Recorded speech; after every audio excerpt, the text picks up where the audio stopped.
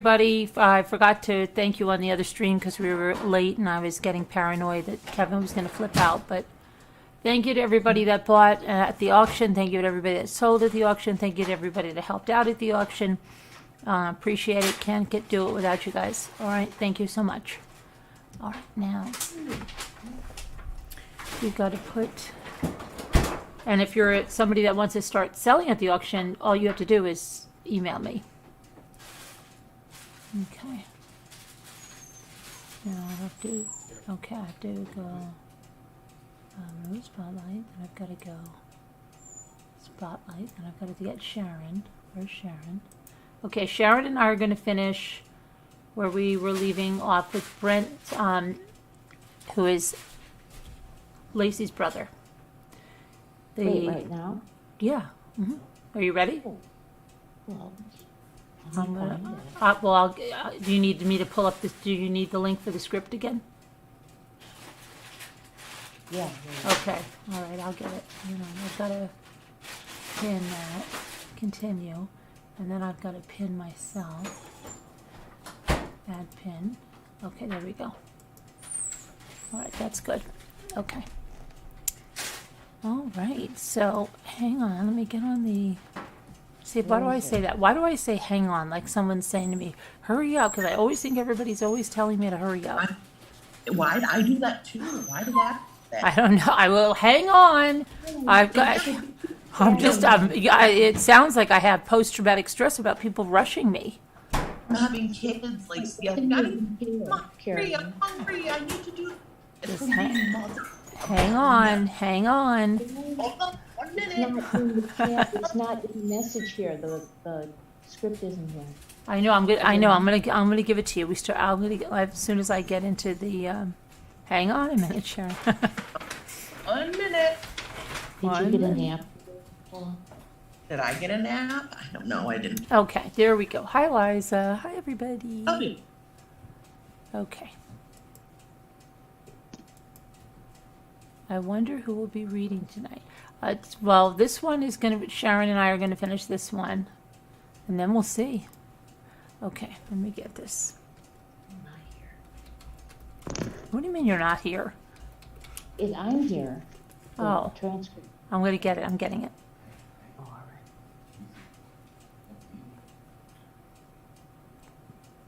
I'm getting it.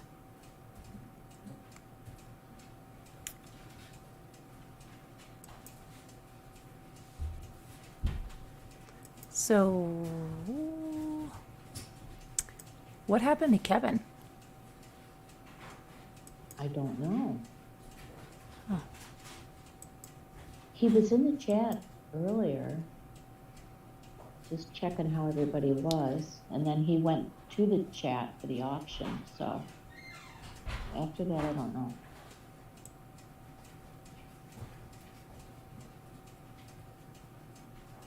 Oh, wow, that's neat. Okay. Court documents, people's witness testimony. Okay. I'll go right to the guy. That way you don't have to worry about where to find it. Yeah, but I don't have the... I'm gonna give it to you right now. Don't worry, I'm not gonna leave you behind. Okay. Yeah, I'd have to be making answers for that. That could be interesting. Okay. Here you are, and then when I'm going to put in the chat, and then we are at, when we go in there, you're going to be at the cross-examination by Garagos. So this is where we left off yesterday, guys. This is the cross-examination. And put that there. Oh, right here.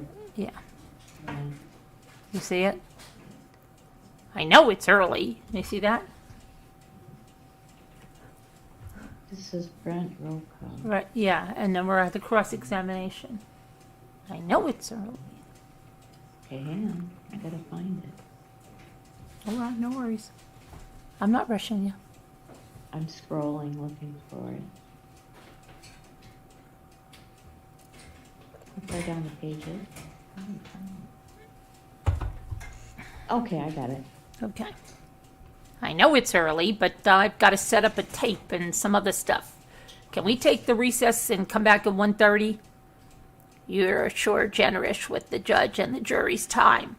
Don't you have any questions you can ask this gentleman before we break for lunch? I have. I've got plenty of questions. Can you start so we can use up some of the time? Sure. Can you tell me, Mr. Rocha, the relationship? Then we'll take a break when you got to put up the stuff. I'll tell you what, I'll just keep talking. Okay, you're good at talking. The relationship you had with Scott was when was the very first time that you met him? The first time was probably 95, roughly. And that was before you were married, right? Yes, it was. Okay, let me go back to this estate. You are the executor of the estate? Trustee. Trustee of the estate. Who else is the trustee? Brent Rocha, who is an aunt. Okay, how is she related specifically to you? My dad's sister. Okay, Dennis's sister Robin? Yes. Okay, and the estate has got, whatever the report said, in 1999, the total estate value was $2,367,935. Is that right? Yes. And that was back in 99? Yes. Okay, in 2002, what was the value of the estate, the October, November, after the sale for $485,000? Approximately the same. Okay, so basically your grandfather was using the proceeds of the interest or whatever dividends or anything else to live off of? Yes. Okay, so the principal balance was about $2,300,000. What was remaining the same, whatever it generated, was being used for him? For the most part. It didn't quite balance out that way, but it was close to it. Okay, is it a fair statement, by the way? You're a lawyer, aren't you? No. You work for the Department of Justice? Yes. What do you do for them? I'm an analyst. Okay, and how long have you worked for the California Department of Justice? Approximately 3 years. Okay, now as the executor, do you have a familiarity? Trustee. That's the judge. Oh, sorry. Yeah. Trustee, I'm sorry. A trustee of the estate, do you have a familiarity with the terms of the trust? Yes. Are the terms of the trust that basically the estate pretty much intact until such time as your grandfather passes away? Absolutely, yes. And when your grandfather passes away, the terms of the trust are that the 3 grandchildren, which would be you, Amy, and Lacey, would then inherit 3 parts, roughly. It would be divided up 3 ways. Only with regards to the house. Everything else was still being held in another trust. Okay, I'll separate it out if I can. In regards to the house, the selling of the house, the 485 was to be divvied up, if you will, 3 ways. And you were to get a third of the 485, a third of the 485 would go to Amy, and a third would go to Lacey. Yes. If something happened to one of the 3 of you, all that would do is increase the share to the other 2, correct? Yes. Okay, so if something happened to Lacey, Scott was not going to get the 1/3 of 485, correct? Well, if you have children, then it would go to their children, but Right, so if Lacey had gone for 2 more months, 8 more weeks, had delivered Connor, and then something had happened to Lacey, then Connor would have been the beneficiary of whatever 1/3 of 485 is. yes. So roughly 160 and change. Yes. Okay, and if something happens to Lacey and Connor, then the 160 that would have gone to Lacey and Connor gets split up in half. 80 would go to you and 80 goes to Amy. Yes. Okay, so as far as you can tell, there's absolutely no financial motive for Scott Peterson to do anything to Lacey or Connor, especially in that 8-week period of time. Isn't that correct? No, not with regards to our family finances. With regards to your... That's what I'm talking about. It wouldn't be a financial motive. My grandfather is still living. To our knowledge, nothing was going to happen anytime soon. I mean, he just passed away, but When did he pass away? last December, Of 2003? yes, Okay, and he was in a pretty bad way back in 2002, and that's why he was put into that assisted living facility, right? yes, He was not one of the reasons that you're aware of Lacey went back to Modesto or moved back to Modesto is because she was close to her grandfather and grandmother. Your grandmother was still alive at the time, correct? yes. Well, When they first moved to Modesto, wasn't your grandmother still alive? I believe so. Actually, no. When did your grandmother... She passed away in 99 or so. Okay, is that one of the reasons when she passed away that your grandfather was alone, that Lacey wanted to be closer to your grandfather? Well, I think it was the family in general. She just moved away and she wanted to be closer to all of us. Now, back to what I was asking you from a financial standpoint in regard to the house and the trust. There was absolutely no motivation for Scott Peterson to see Lacey and Connor to have anything happen to them. Correct. Isn't that correct? Yes. Okay, now the remainder of the estate, how was that held? In trust. And are you also the trustee of that? You said it was a separate trust. Yes. You're also the trustee there? Yes. Okay, how did that trust work? It's a trust set up for my father, myself, Lacey, and Amy. Okay. Family trust. In that family trust, did it take care of your grandfather until he passed away, I take it? Is that correct? Right. So whatever income is generated before the principal would go to your grandfather. Well, whatever he needed, he got. Okay, then whatever additional income, did that also go to your father, Dennis? No, it went to a trust. So did your father take any of that money out of the trust to live on? No. Okay, so now that your grandfather has passed away, where does that money go? Well, it's in a partnership right now. And who's the partnership? Whose partnership is it in? Well, it's myself and my aunt. We're the general partners. Okay, and as general partners, who are the beneficiaries of the trust now? Okay, well, 50% is Robin Rocha and 50% is Dena Rocha, family trust. And who are the beneficiaries of the Dennis Rocha Trust? That would be Lacey, Amy, and myself. And because Lacey and Connor obviously did not survive, the only beneficiaries of the Dennis Rocha Family Trust right now are you and Amy. Yes. So there was also for that separate trust that's got $2,300,000 and change in it. There's absolutely no benefit to Scott Peterson. Isn't that correct if something happened to Lacey Peterson? Yes, that's correct. In fact, if Lacey Peterson or Connor Peterson had been born alive, that would have changed the whole configuration of the beneficiaries. Isn't that correct? Yes. If Connor Peterson would have been born alive, then Scott Peterson would have financially benefited. Isn't that correct? Well, To the extent that he was the guardian of Connor Peterson. only for my grandfather's house was the only thing that was going to be distributed. Everything else was held in trust, where the family basically was providing for my father's care until he passes. So nothing's going to anyone for quite some time. Well, there was 160, That is the only part that could be distributed. the 160,000. If Connor had been born at 8 weeks, Scott would have, and Lacey and Connor would have had 160 and change less, whatever the real estate commission is. exactly. It's really 140 or something like that.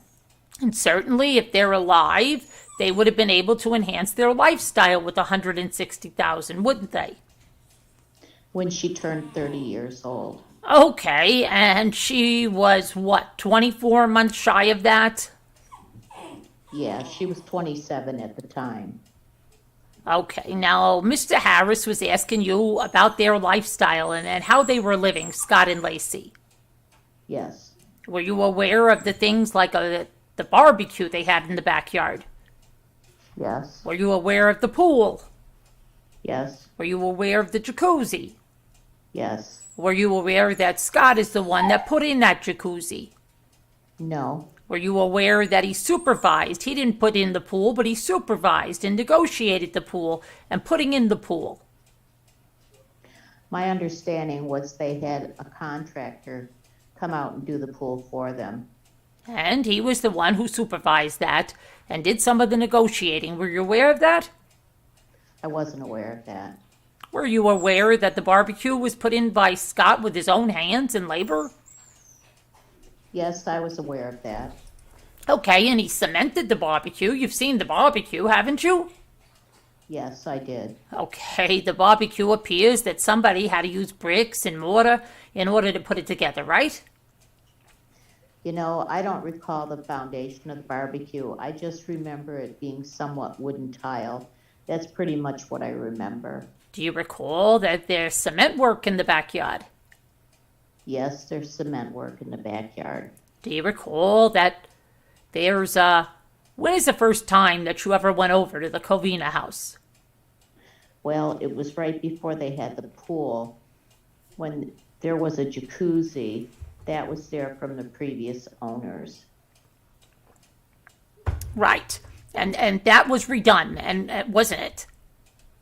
Yes, it was removed. I don't know if he got rid of it or what happened to it. Was it your understanding that Scott got rid of it and he himself went and reconstructed the new one? I don't know if he reconstructed the new one or what happened to the old one. When you first saw the house, when they purchased it, do you remember what year that was? 2000? I can't recall right offhand.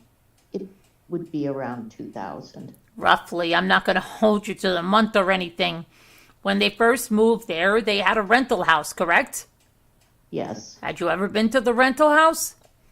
a couple of times. Was that also in Modesto? Yes, it was. And then they moved, or they buy, as you indicated before, they buy a house with the help of Jackie and Lee, right? Yes. And Lacey was the one who wanted to move to Modesto, right? I think it was a mutual decision, and I think eventually they would have stayed a few years, and they also talked about moving back to the coast. Okay, well, as far as you know, Scott didn't have anything that was linking him to Modesto, did you?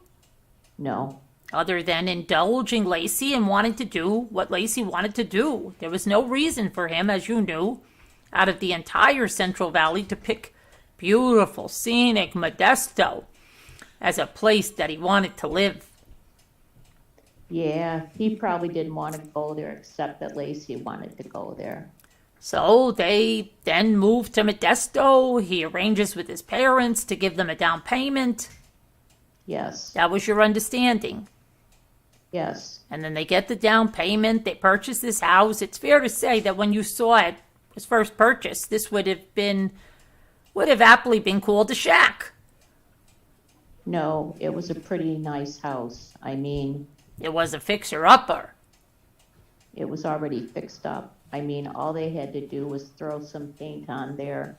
And, I mean, they fixed up the backyard with a new pool and that kind of stuff, but otherwise it was fine. Put in a new pool, a jacuzzi, a barbecue in the back.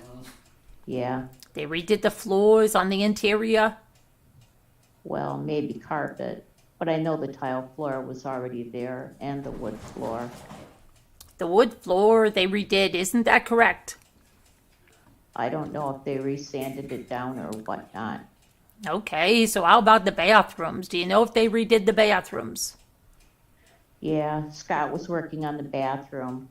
It wasn't like a complete remodel, but I know there was one time the shower was plugged up or something. Scott would be the one that would do that work. Yes, He was very handy with that kind of stuff, wasn't he? yes. Now, as they were fixing this house up, what was Lacey doing? Was she working? You mean Working outside the house before she was pregnant. with place of employment? Yeah, with the place of employment. Yes, she was a substitute teacher Okay, where was she substituting? in the school district here in Modesto. Okay, when they moved back, were you dating Rose at that point, your wife? I was married. You were married? Yes, What year did you get married? 98, And when did you have your first child? 2001. Now, are you going on to a new subject now? I was going to. All right, I think the jurors are ready. All right, ladies and gentlemen, we'll take the noon recess. Okay, so then we're going to come back. Let's see. Good afternoon. Is it a fair statement that your sister was trying to have a family Yes, and that she had been trying to have a baby for quite a while? Was that your understanding in talking with her, right? yes, And also fair to say that she was very excited about the kid. yes, Okay, and Scott was as well. yes, When he talked about you talked to him, he would express the fact that he's a goal-oriented person. You heard that description earlier today. You would agree that, right? Agree with that. yes, yes, And is one of his goals was to have a child and a family. yes, You were interviewed on January 4th by Detective Craig Grogan. Do you remember that? yes, I And do. And specifically at that point, the police were asking you about Scott and whether or not specifically Grogan asked you, do you believe that Scott could hurt Lacey? And your answer was no. Isn't that correct? That sounds correct. And you described, she gonna hook me up in a second, I think. Want me to put it on? Specifically, they asked that it was a great relationship, very positive, happy. You know, Lacey asked for Scott. Whatever she asked for, Scott did. She appreciated him. I think he appreciated her. Is that a fair statement? Yes, it is. Okay, they asked you about Lacey's spending habits, and you said you didn't know, other than in general, you didn't know what level she would spend at. Is that correct? That's correct. Yeah. And you described her as being somewhat frugal with the money. Yes. Careful. Yes. Okay, they asked you who you thought might be involved in the case. Grogan did, and you talked about Lacey's ex-boyfriend, a gentleman by the name of Kent. Gaines. And they asked you specifically why you thought he might be involved, and what did you tell him? Do you remember? Objection, Your Honor. This is irrelevant. Goes to state of mind, obviously. His state of mind as to somebody else? Yeah, I'm going to sustain the objection. Okay. Now, the relationship with Kent that Lacey had was an abusive one, wasn't it? From what I've heard, I didn't see any myself. Okay, now you had on prior to the 24th when you got a phone call, you and your wife Rose and the kids was coming back from church. Yes. And okay, that was in somewhere in the Sacramento vicinity. Yes. And you got the phone call and you immediately left them at home. Uh-huh. I take it in Sacramento. Yes. Made the drive was the last time I took it is about an hour and change from Sacramento to Modesto. Well, I live in Oak Grove, so it's an hour because it's further south from Sacramento. And as you made that drive by yourself to go straight to the house, I guess Scott and Lacey's house. Yes. Now, when you got there, you parked the car at the Covina location? Yes. And at that point, were there already a lot of people there? Yes. And it was, I think accurately, you described it as a chaotic situation. Yes. And there were police there. Yes. There were probably, 50, 60 people milling about in addition to police? I would guess around 40 plus. 40 plus. I don't know if it was as high as, oh, no, excuse me. That's you. I don't know if it was as high as 60. Had the police cordoned it off when you got there? The house with the yellow police tape? Yes, Okay. I believe so. And when you arrived, you saw your mom hysterical. Is that correct? Yes, Okay. And to the point where people had to physically hold her up. Isn't that a fair statement? yes, Okay. Because she was pretty much collapsing to the ground. She was, just as you would expect. A mess at that point. yes. Was she in the street area, the front yard area? Do you remember exactly where Sharon was? She was in the front yard area, and at some point, someone let my mom go into their car so she could stay warmer and kind of calm down. Okay, and sit her down because obviously she was having trouble standing. Yes, Okay, did you ever see her anywhere near Scott, where you first saw Scott? well, my mom sat down in the car just for a few minutes. Then she was all over the place. I mean, talking to a lot of different people, investigators, Scott. So was she sitting in that area? Yes, at different times. Okay, now when you saw Scott, you described him as being in outer space, in a daze. Is that correct? Yes, And did you see him with the officers as well as when you saw him? Did he appear to be with the officers going in and out of the house, or where was he? I did not. Well, when I saw him, he was already out front, and he was out front for a while. At some point in time, they did ask him to go into the house.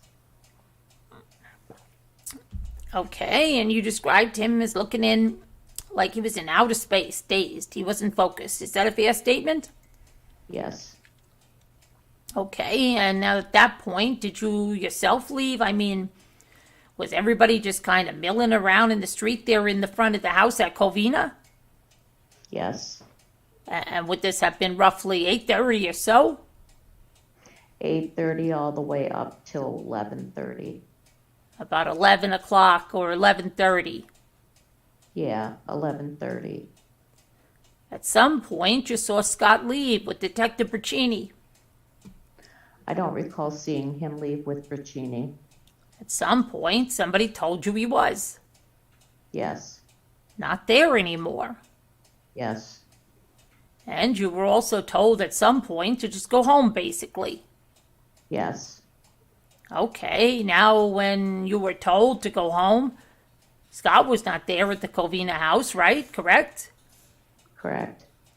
And as far as you know, when everybody left the house and it was cordoned off, there was still a police technician and some other police personnel there at the house, and they told everybody to leave.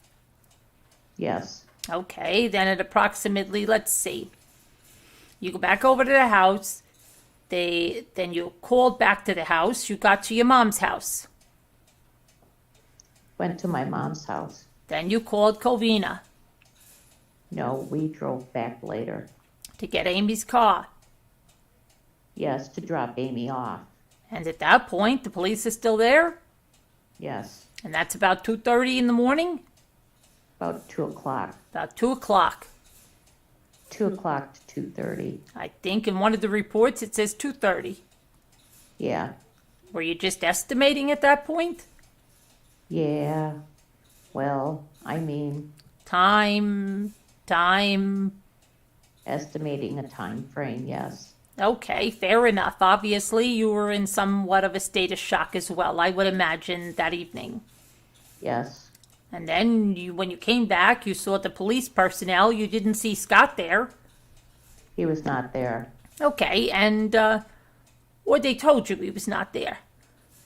Correct. They didn't let you inside the house. Well, they didn't let me inside the house, but I was waiting. I thought he needed a ride from the police station. That's why I was hanging around. I was going to go pick him up. Okay, at that point, then you go back to Sharon's house. Yes, And you call at some point later on. yes. You called the Covina house. No, I called Scott's cell phone. You called Scott's cell. You asked him if he wants to come over, and that's when we got that discussion the judge was saying, and he just said no. You want me to come over, and you wanted to come over, and he just said no. Yes. Now, at that point, were you aware that the police were looking at Scott as a suspect? Did you know yourself that at that point? I did not know that. Okay, at that point, how long was it before you became aware the police were looking at Scott as a suspect? What day would you say that was? Aware by who? By the public or by the police themselves? The first time you heard it anywhere that it became apparent to you that they were focused on Scott. One of the volunteers mentioned it to me the next day. The 25th, Christmas? Yeah, he thought the police might be looking into him. Okay. But whether that was, legitimate, I don't know. Okay, I'm just asking when you first heard it from your state of mind. Yeah. Now, the next day, there was some discussion that about you and Scott putting up flyers. Yes. Do you remember that? Yes. And at some point, did you try to put up the flyers, but they weren't staying up because you didn't have the right kind of tape or something? No, the tape he had was the duct tape. What was hard was holding the tape and trying to tape a flyer, doing it both in your hands when you have a stack of flyers. So we ended up doing it together. I would end up tearing the paper and he would put the flyer up, or he would tear the tape and I would put the flyer up and tape it. Okay, now you recall him going over to the shop. You thought to get some tape to do the flyers at around 8:39. Yes. Is that accurate? And then you remember that because you had to move your truck because it was blocking his truck in the driveway. Right. Okay, then the next time you saw him was about what time? I would say about 10:30 when I was coming back from the park. Okay, and one of the things that there's one report that looks like it was written by a Grogan, supplemental report in June where it says 10:30, and then there's another report where it says, I'll show you that, and looks like it was written earlier than that says you didn't see him again until noon. Let's see, Scott. I've yellow highlighted both for you. 21895 is the one, and 2181 looks like, what is that, 970? You're asking me? Yes. Did you tell them that you didn't know where Scott's whereabouts was between 9 and noon? No, I didn't tell them. I haven't read the whole paragraph. I was just reading that one sentence. Yeah, that's the only focus. Okay. Because that's what I was asking about. Okay. Because the other one shows Brent Rocha, told me that he and Scott began walking from 523 Covina. Excuse me, counsel, slow down. Began walking? Brent told me that he and Scott began walking from Covina on Christmas Day, 12/25/02 at approximately 10:30. That would be the more accurate statement. Okay, so Then 10:30. So the statement says you didn't know where he was from 9 to 12 is not accurate? That's not accurate. Okay, now, I didn't know where he was from, say, 8:30 to 10:30, but I knew where he was at around 10:30. was Nate there? Not that morning. You didn't see Nate? Not that morning. Okay, when did you see Nate? Well, I dropped him off at 2 o'clock. It was Amy and Nathan. Okay, Nathan. Let's go through this one more time. Nathan is your stepbrother? Yes. Okay, and related to you exactly how? It's Amy's half-brother. They share the same mother. It's Amy. Okay, Nathan was there on the 24th. Yes. You dropped him at Sharon's house on the morning of the 25th at 2 in the morning. Well, we all went to my mom's. Okay. Then we went back to Lacey's and Scott's at 2 in the morning because Amy I believe he came with Amy, and then her keys were gone, so Okay, now that you just mentioned that there was a volunteer who had told you or indicated that the police were looking at Scott, and at a certain point you started hearing other stuff. I talked about that on January 4th, the interview with Grogan, and you at that point made the statement, said, "We've gone over it," correct? yes. Then approximately the 14th or the 15th, there was news about a National Enquirer article coming out with pictures of Amber, correct? I don't know. I don't recall if there were news about that article coming out. Okay. But the article came out at some point around that time period. Okay. Were you aware that the police had gone to talk with Sharon and Ron in advance of that article and showed them the pictures? Yes, I believe I was aware. Okay. Were you there? Well, I was there at one time when they came, but not the first time. Okay. Do you remember that if that was within the first day they came? I think so, yes. Okay, I think the report suggests, correct me if I'm wrong, that they came in the afternoon or early evening the first time, and then they came back the following morning. I think I was there the next morning. The next morning, and at the point that there was a couple of things, the pictures the police talked about, the life insurance policy they talked about, and they talked about forensic evidence. Isn't that correct? I don't recall forensic evidence, but I believe the pictures were discussed, and possibly life insurance might have been discussed. You were given a tape recorder to record conversations, right? Yes.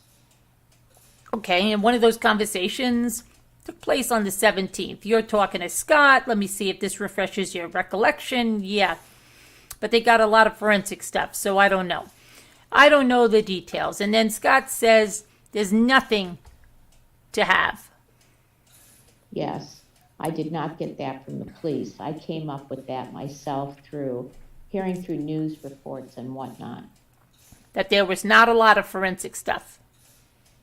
Yes, I just kept hearing that there was blood spots found and whatnot. Okay, now there was also, you had a discussion with him the same day about his discussion with Sharon on the 16th. Do you remember that? Can you run that by me again one more time? Then, after the police went to Sharon and showed her the pictures, Sharon was obviously very upset, correct? Yes. Okay, and she called up Scott immediately or very shortly thereafter. Were you aware of this? I was aware that she probably called him. I don't know if it was immediately after or when, what the time frame was. A very short period of time? Possible. Okay, after that conversation, Scott, you were with Scott, weren't you? You talked to Scott. I talked to Scott. And he was crying, wasn't he? Well, over the phone. Yeah. Yeah, I didn't see him crying. But you heard it. If it was him really crying, yes. Well, you called up. I think I've got it right here. Let me play it. I'm going to borrow somebody who can actually operate this thing. Does the prosecution have the stuff in front of them, the phone conversation? I'll find out in a moment. All right. Then they play a tape. Is that your voice? You know, I couldn't even tell. Can you play it longer? Put the microphone by that. Is that you? I believe so. Okay. Sounds a little different, but yeah. I told somebody else the fidelity on this thing is not the greatest. Yeah. If I understand correctly, it was, "Hello, Mom. Yeah, it's Brent. Hi, Brent. You just made Scott cry." Is that what you remember the conversation being? I don't recall. I couldn't even pick that up, really, right there. Now, you talked to Scott after that, isn't that correct? Yes. All right, and then Scott told you that it's hard to talk to her, meaning Sharon, because all she knows, she thinks I did something to Lacey.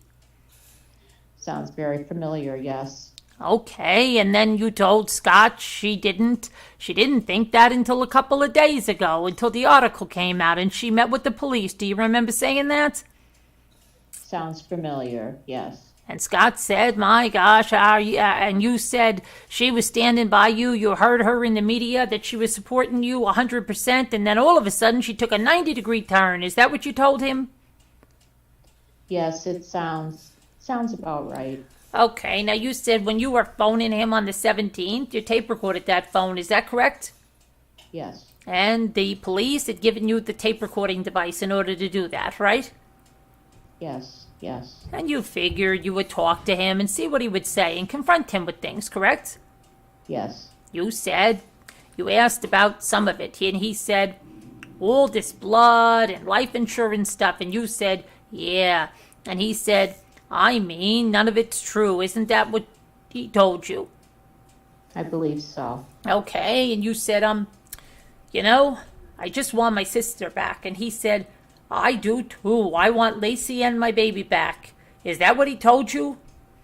Yes, Okay, and there was another point in which they were talking about the center being shut down because when that article came out, when the police talked to Sharon and Ron, then the decision was made to shut down the center, correct? I'm not aware of who shut down the center, but it was right around that time frame, and Okay, I'm not sure some of those. and you confronted Scott and he said, I mean, I understand your suspicion, but I understand your suspicion of me, but hey, we gotta keep the center open. We gotta find her. The only thing important to me right now is that what he told you?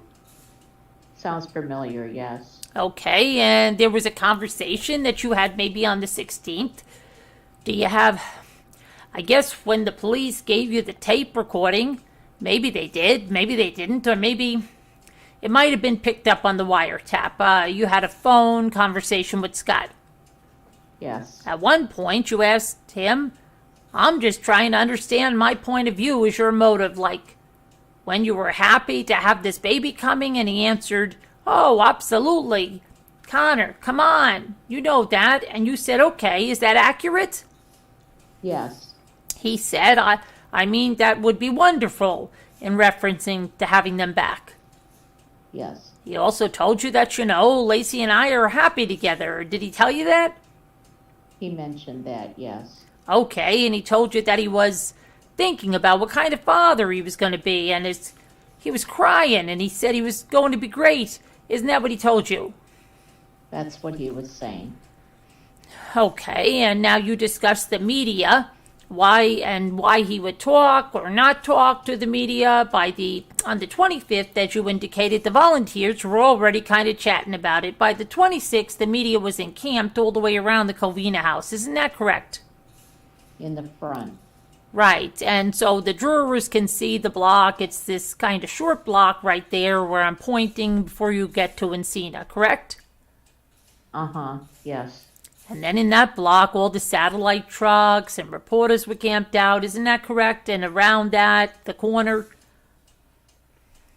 On the 26th, I don't know if it was. They had satellite trucks out there, but there was a lot of media. In the excess of 50? That soon after, I don't believe so.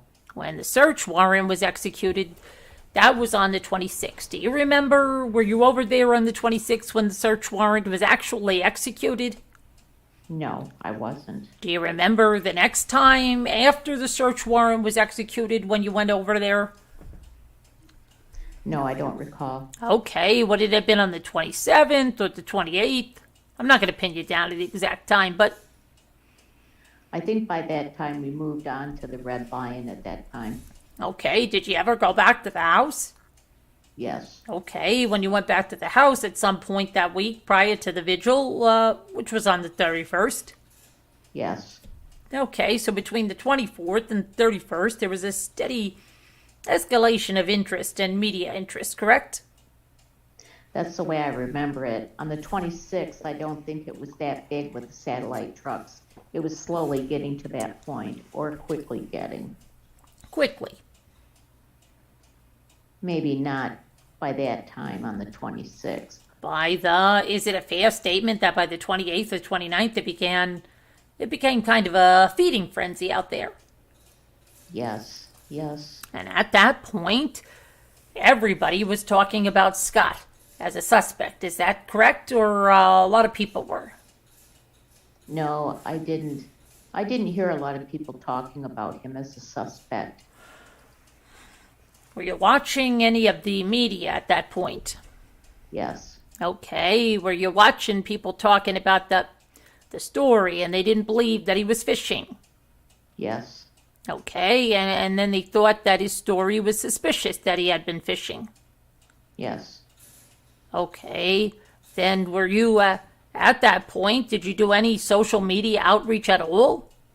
Yes. Okay. Were you being questioned about Scott? No, I don't believe I was at that point. I mean, I was soon after, but not right at the initial beginning. What do you think the first time that you were being questioned about Scott? I don't recall directly questioned. I mean, there were times when we did shows with the Petersons, and that was within the first week or so, and I don't really think anyone really confronted us with that issue.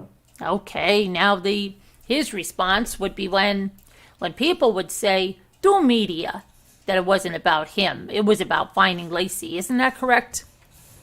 Sounds very familiar, yes. Okay, that was kind of his mantra, Yes, wasn't it? That he would repeatedly say, I don't want the focus on me. I want the focus on finding Lacey.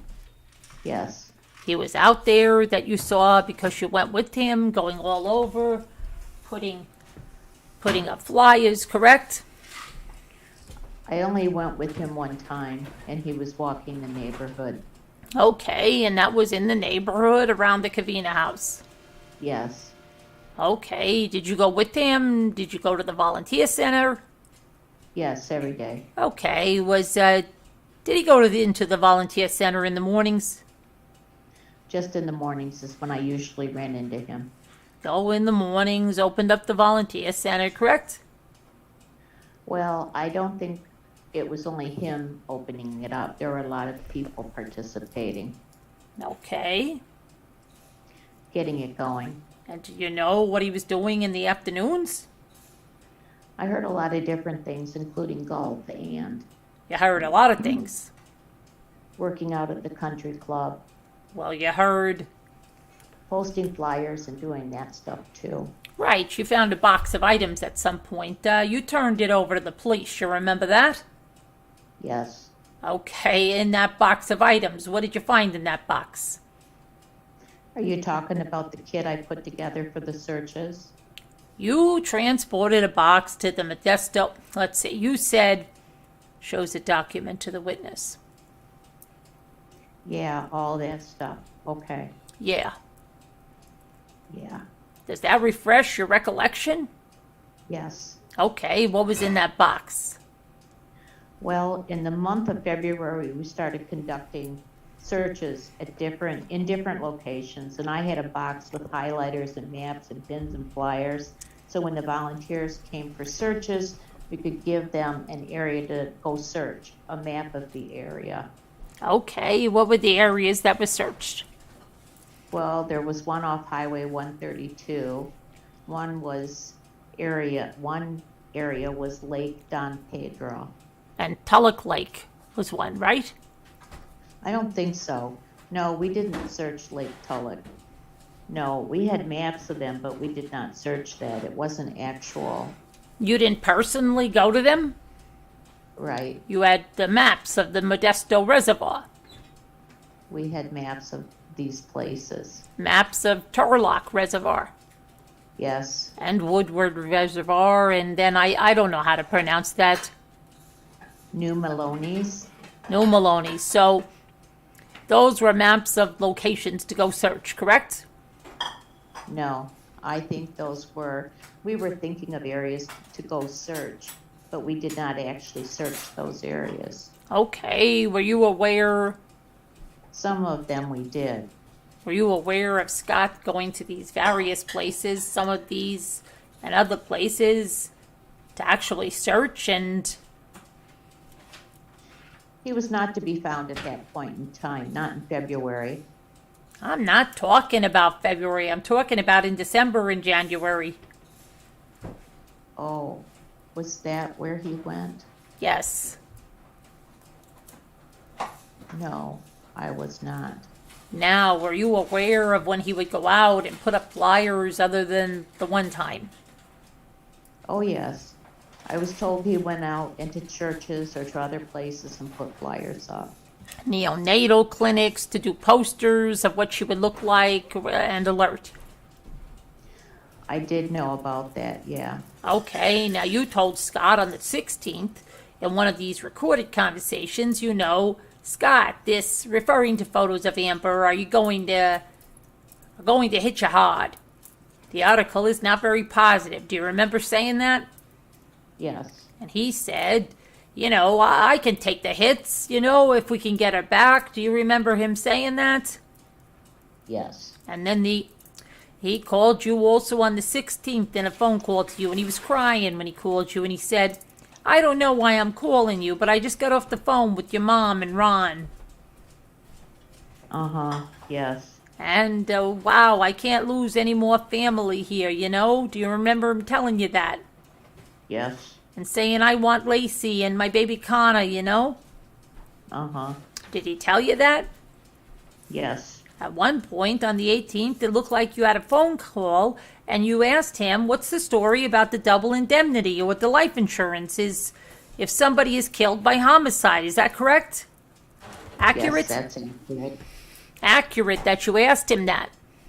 Yes. Do you know where you had that, where you had heard that information? I believe it was a media report. A media? Media report. Modesto B, probably. Do you remember? I don't recall. A headline on the 15th or the 16th in the Modesto B about that.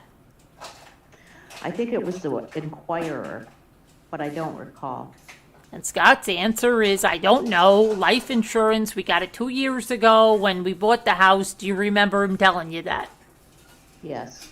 And you said, okay. And he said, we sat down with the financial planner. It's one of those full life things, where you pay the premium and it has a benefit of $250, but what it really is a retirement and savings vehicle. Do you remember him telling you that? Yes. And he said, he further went on to say, at the end, when you start getting old, you start pulling money out. You said, okay. He said, and again, I'll show you the date we started. It wasn't as reported this summer when Lacey got pregnant. I told you that story is just plain flat out false, right? Yes. Well, the part about the timing, right? Right, the timing. Yes. About somehow you had taken this out recently and they were going to be a financial benefit to him by Lacey or Connor dying. He also went on to say further to tell you that he cashed out of the retirement savings to buy the house, so we had to get a new retirement deal. So that was the deal with the Prudential put him in. Do you remember him telling you that? Yes. And he told you that the FBI served a warrant on that stuff a couple of weeks ago, so they know the truth. That's what he said. Okay, and the cops also asked you if you had ever seen Scott and Lacey get in an argument, and you said neither of them had ever appeared angry in front of you, and Scott did whatever Lacey told him to do. That was my statement, yes. Okay, and then there was another statement by Grogan on the 28th. I've yellow highlighted it. Can you read it silently to yourself? Sure. Is it a fair statement that the way it's written is not accurate? It's fairly accurate, but the timing, there might be a few. It was an hour at least, so the jury knows what we're talking about. It's yet another description of what happened on Christmas morning, correct? Yes. And in this version, it says that you went back to the house at approximately 11 o'clock and you weren't certain if Scott was there at the time. Is that? Yes. I think I went back at 10:30, and I know we went through the whole neighborhood and we're back by noon. So I'm thinking I probably did say 11 at the time, but looking back on it, it was probably closer to 10:30. So what was the most accurate? The January 28th interview with Grogan where you said you came back at 11, or you didn't know where Scott was? The one that says you didn't know where Scott was from 9 to 12, or the one that says he came back at 10:30 and you did the flyers with him from 10:30 on? The 10:30 one is the accurate one. That's the one you showed me that one earlier, so you're just showing me that again. Right, no, this one is actually different. There's 3 versions. Oh, it is? Well, it looks very similar to something you showed me earlier. Okay, let me show you the 3. Okay, I can tell you that the 10:30 one is more accurate. If it was 11 o'clock, then we went through the neighborhood pretty quickly. We got what I count as 3 versions. Yeah, okay. The first is, this is the one at 21970, where it says Scott Peterson's whereabouts are unaccounted for between 9 and noon. That's not accurate, correct? I don't recall, no. From maybe 8:30 to 9 to like 10:30, give or take a half hour, that's where his whereabouts are unknown. Okay, then the second in terms of time is this one, which is the 12803. Okay. Grogan report. This one says Brent walked down to the park at 7:30. Scott was still at the house when he came back. When Brent came back at approximately 11 o'clock, he was not certain if Scott was there at the time. No, as I recall, I was just coming out. It looked like Scott was just coming in also. He was getting out of his truck, but I wasn't certain if he was already there and was going back to his truck or if he was just getting there because he was coming out with the duct tape. You see where it says Brent remembered seeing Scott somewhere around noon at the house? Did you ever say that? That is correct. I did see him around noon at the house. Okay, and then the last version is the Skoltetti June of 2003 report that says Brent Rocha told me that he and Scott were walking from Covina at approximately 10:30. They would hang posters. Yes, that's consistent with Okay. 10:30. And so what's the most accurate? The fact that you didn't see him till around noon, or that you had been with him since 10:30? Well, I was with him from 10:30 until noon, so I did see him at noon also. Did you tell the cops that you hadn't seen him until noon? No. So the first 2 reports are inaccurate. Objection. That misstates the report and the witness's testimony. That's exactly what the report says. The jury has heard what is in the report, so the jury can decide themselves. I believe it says from 9 to noon, not from, Right, that's inaccurate, right? yeah, because I saw him at 10:30 or thereabouts, give or take a half hour. And when you said you came back at 11, you were not certain if he was there. That's not true because you were with him from 10:30 to noon, correct? The second version. Well, the way it's written, does it mean he was already there at the house or he was not there at all? Didn't you, if I understand correctly, didn't you say from 10:30 till noon the 2 of you were together? Well, yes, about 10:30 to 11:30, I would say, because we came back and did the media interviews by noon, 12 o'clock. Okay, so when they said that you didn't know where he was at 11 o'clock, that's not true. That wouldn't be accurate, I guess. Right, that would not be accurate. Yes. Okay, now you also told the police on the January 5th that you didn't think Scott was capable of harming Lacey, correct? Yes. That you believe they both had a good relationship. I thought so.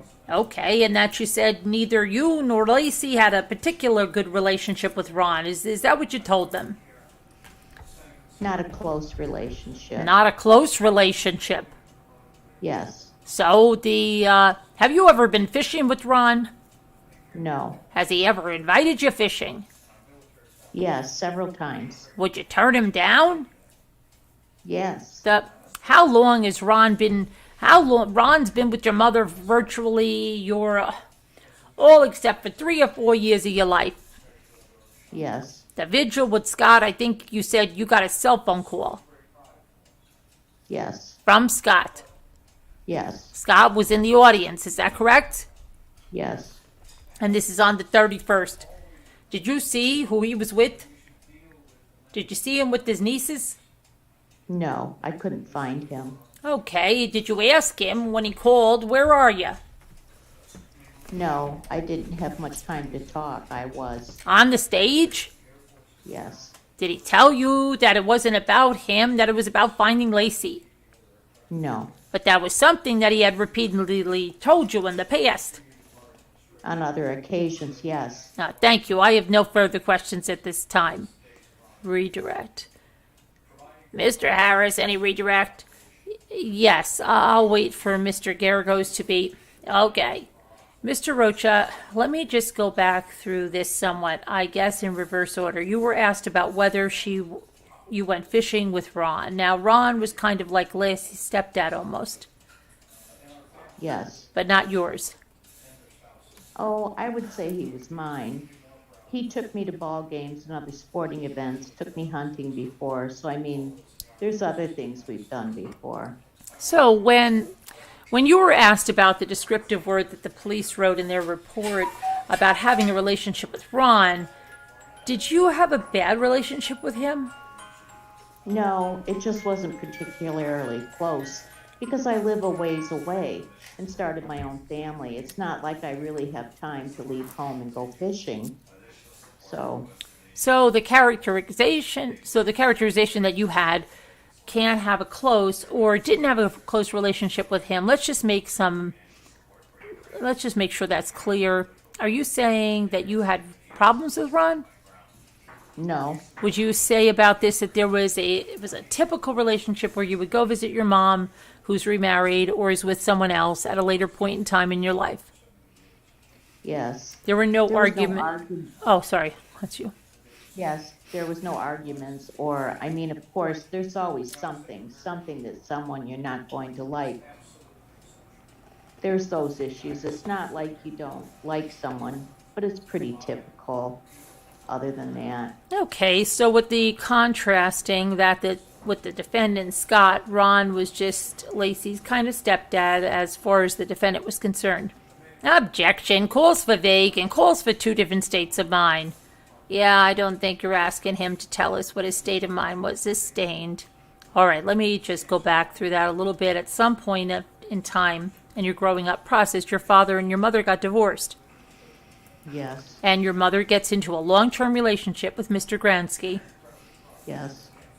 So when Lacey comes into this particular relationship, your mom and Ron had been together for a long period of time? Yes. And they acted and were, for all practical purposes, kind of like a loving married couple. Yes. So that's what Scott came into, that relationship. And he didn't really have much dealing with your father, Dennis Rocha. Yes. Now, going back through some of the statements that you were asked certain questions, like were you aware that Scott went and did searches at these particular places, and your response was, you don't know. Let me clear this up. Do you know if he did it, or do you just not know that he did do it? I do not know either way. I mean, I was told a lot of things that ended up not being accurate, so I don't know. So at this point in time, you can't tell the jury that he never did any of these things that you were being asked about. Is that correct? I can't say for certain. No, I don't have any firsthand knowledge of that. So you don't know and can't tell them, can't provide that information that he ever might have gone to some neonatal place. No, the only time I ever seen him go somewhere was with me and him walking the neighborhood too. We were just talking about handing out flyers and that type of stuff. That's the only time I saw him. And when you were asked about him doing all these searches in all these other places again, you don't know in fact if he ever did any of those searches. No, I don't. Now, with regards to those searches, did he act as a coordinator for a number of those searches? Did you? Yeah, I tried, yeah. And so when we're talking about that, you would go to some place and put maps together? Yes, Get all the volunteers together, kind of tell them how to go about doing the searches? yes, And go walking trails, walking fields, doing all of that? yes. And you did that yourself? With the assistance of many other people, but I tried to coordinate it, yes. And of those searches that you did the defendant ever do them with you? No, So he was never there in all of those searches that you did, beating the bushes, walking the trails, or doing anything. no, You were asked about the search warrant on the 26th. Were you there when the search warrant was served? I don't believe so. So you couldn't tell us at that point in time, was it when it was served, or No, or anything? All right. You were asked about a number of phone calls and some of the statements in that. Let me just go through this real quickly about the defendant being goal-oriented, and that was actually, let me try this again. The goal-oriented was from the interview with Detective Grogan. As you were going through the interview, do you recall Detective Grogan telling Detective Grogan that you knew about Lacey's goals, but when you were asked specifically about the defendant's goals, you really had to think what his goals were? yes, I don't recall ever mentioning any of his goals. But the only goals you could say was that Lacey wanted a family. Yes, And Scott basically agreed. yes, From your knowledge of the relationship between your sister and the defendant, would it be a fair statement about pretty much how everything operated in their relationship? it would be fair. I can't say it happened all the time, but he usually did go along with what she asked or wanted, or he was flexible with regard to that.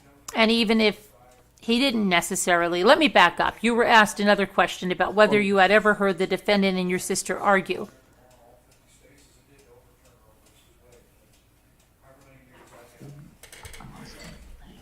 Ouch.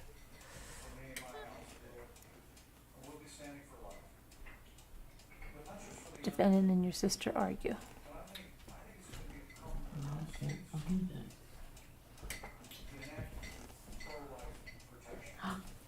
Yes, Had you seen the defendant kind of complain or grumble about some of the things that Lacey wanted him to do?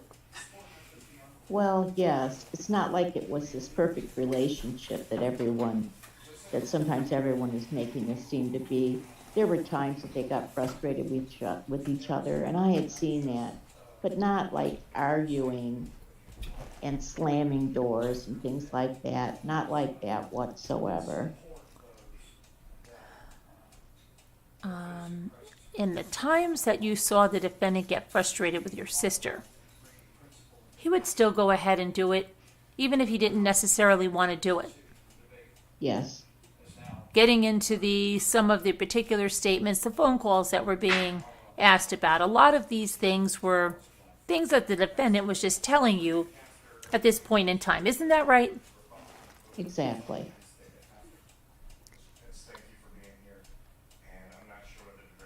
Exactly. Well, yeah, I see. Okay. And you were asked about one particular one, about the life insurance and the affair. And the defendant told you that during that phone call that none of that was true. Correct. And what you were asked about, well, do you know that, in fact, he did have life insurance Yes, on your sister? And do you know the fact that he actually had an affair? yes, So when he told you that that was not true, there's no place in there where he says that. That's a bald-faced representation. The jury's heard the testimony of the witness. You can finish the question. The jury's heard the evidence. Go ahead. You can finish the question. So the fact that he said those things were not true, you now know to be not to be an accurate statement on his part. Objection, vague and unintelligible. yes, Overruled. yes, You were asked a question about, he didn't go in, into it too far, so I'll be brief too. About this individual, Kent Gaines, and there's an objection, because when I wanted to get into it, he objected and you sustained. I haven't heard the question yet, Mr. Garagos. You did ask some questions, and then you went into it deeper. He objected to it, so I haven't heard your question. Finish your question, then I'll entertain the objection. What's your question? Did you talk to Detective Grogan about Kent Gaines? Yes. Did you tell him that he was a boyfriend of Lacey's from high school? Yes. And that he had not been seen in some 7.5 years? Yes. I would raise the same objection he's now raised. The very issues that I wanted to get into. Well, I'll sustain the objection. The jury is to disregard as motion to strike. Being irrelevant, the jury can disregard. You were asked about one of the interviews where the defendant was said to have been wanting a family, and you were aware that the defendant was making these statements to you, that he was also making statements to Amber Fry that the only family that he wanted was her and her child. No. No. Were you aware that the defendant had a boat? No. So you had never seen it, obviously, if you were not aware of it? Never seen it. I wasn't aware of it. Hadn't been to the shop, never been in the boat? Never been to the shop, never been in the boat. You were asked some questions about financial stuff, and I would go through this. The defendant, in that particular statement, the statement talking about the insurance and about it being a rollover, do you know if that money the defendant was talking about cashing out of their retirement was used for a down payment? Do you believe that the money was given by the defendant's parents as a down payment for their house? Objection. It's vague. It's compound. It's speculation. He doesn't know that. Sheer speculation. Were you told that his parents had provided a down payment on the house? Yes. And was that contradictory to what you were told by the defendant? Yes. Next question. During you were asked about the defendant building a pool, and it was corrected to say that he didn't build it, but he did, I guess, the contracting of the pool company that came in. Were you aware that there was a problem that developed during this process? Yes. And that the defendant got into a dispute with this particular contractor? Yes. Now, going back to the very first few questions when Gergos was talking to you about the trust and the kind of financial motive, and you had said, not with regards to the trust, so as you understand it, from what the defendant has told you, he did have life insurance on your sister. Yes. And with regards to the trust, getting back to that particular area, him not having a financial motive for your sister's what potentially could have been her inheritance, that's based on the assumption that he knew what the trust document said. Is that a fair statement? Yes. And you were asked by Gergos if you're a lawyer. You're not a lawyer, but you have actually gone to law school. Yes. And did you know all of the details of the trust? No. I have no other questions. Recross. Mr. Garagos, any recross? Yeah, I've got a question. You asked him specifically about the double indemnity for the life insurance, right? Yes. You used that term. Yes. And he explained exactly what the insurance vehicle was, that it was a retirement vehicle, right? Yes. And he told you that it had not been taken out at the time that she got pregnant, right? Yes. Okay, and now have you ever heard of anybody borrowing money from their parents and cashing in on their retirement at the same time to combine to buy a house? Are those two things mutually exclusive? No, that could be done. Okay, do you know if that's what they did? I don't know. I knew that Petersons gave them $40,000. That's exactly what the 20% down payment was. So, do you know if they got back, if they paid back the Petersons for their retirements? I don't know. Do you know if they used the retirement savings to go in there? No. Do you know, in fact, have the police ever told you that they've gone and interviewed the people and put together the retirement plan and that they know of all this information. Did they ever tell you that? No. No. The police led you to believe, or led the media to believe, that he had just taken out this objection argumentative insurance recently. Objection. Sustained argumentative. Now, the statements about Scott and Lacey, you said they didn't have this idyllic relationship that everybody's portrayed it to be. Yes. They were human, right? Exactly. Okay, and it wasn't Saint Lacey, and it certainly wasn't Saint Scott, right? Yes. But you never saw him even get remotely violent with her, correct? As in physical? Physical. No, never. You never saw him raise a hand to her, did you? No. You never saw him do anything but protect her, did you? Well, I mean, he never did anything that you saw that you would recognize as being harmful to her. not physically. Okay, and did the two of you, how much time did you spend with two of them after they moved to Modesto? I wouldn't say, it's still an hour distance, so we were in different cities, so it's not like I'm there, but I would say at least once a month I would run into her, maybe once every 2 months. Okay. Yeah. And you had discussed Lacey had inherited a whole lot of jewelry the month before she disappeared. Isn't that correct? Well, I wouldn't say it's a whole lot. I think it's another thing that's getting blown out of proportion here. It was more than $50,000, wasn't it?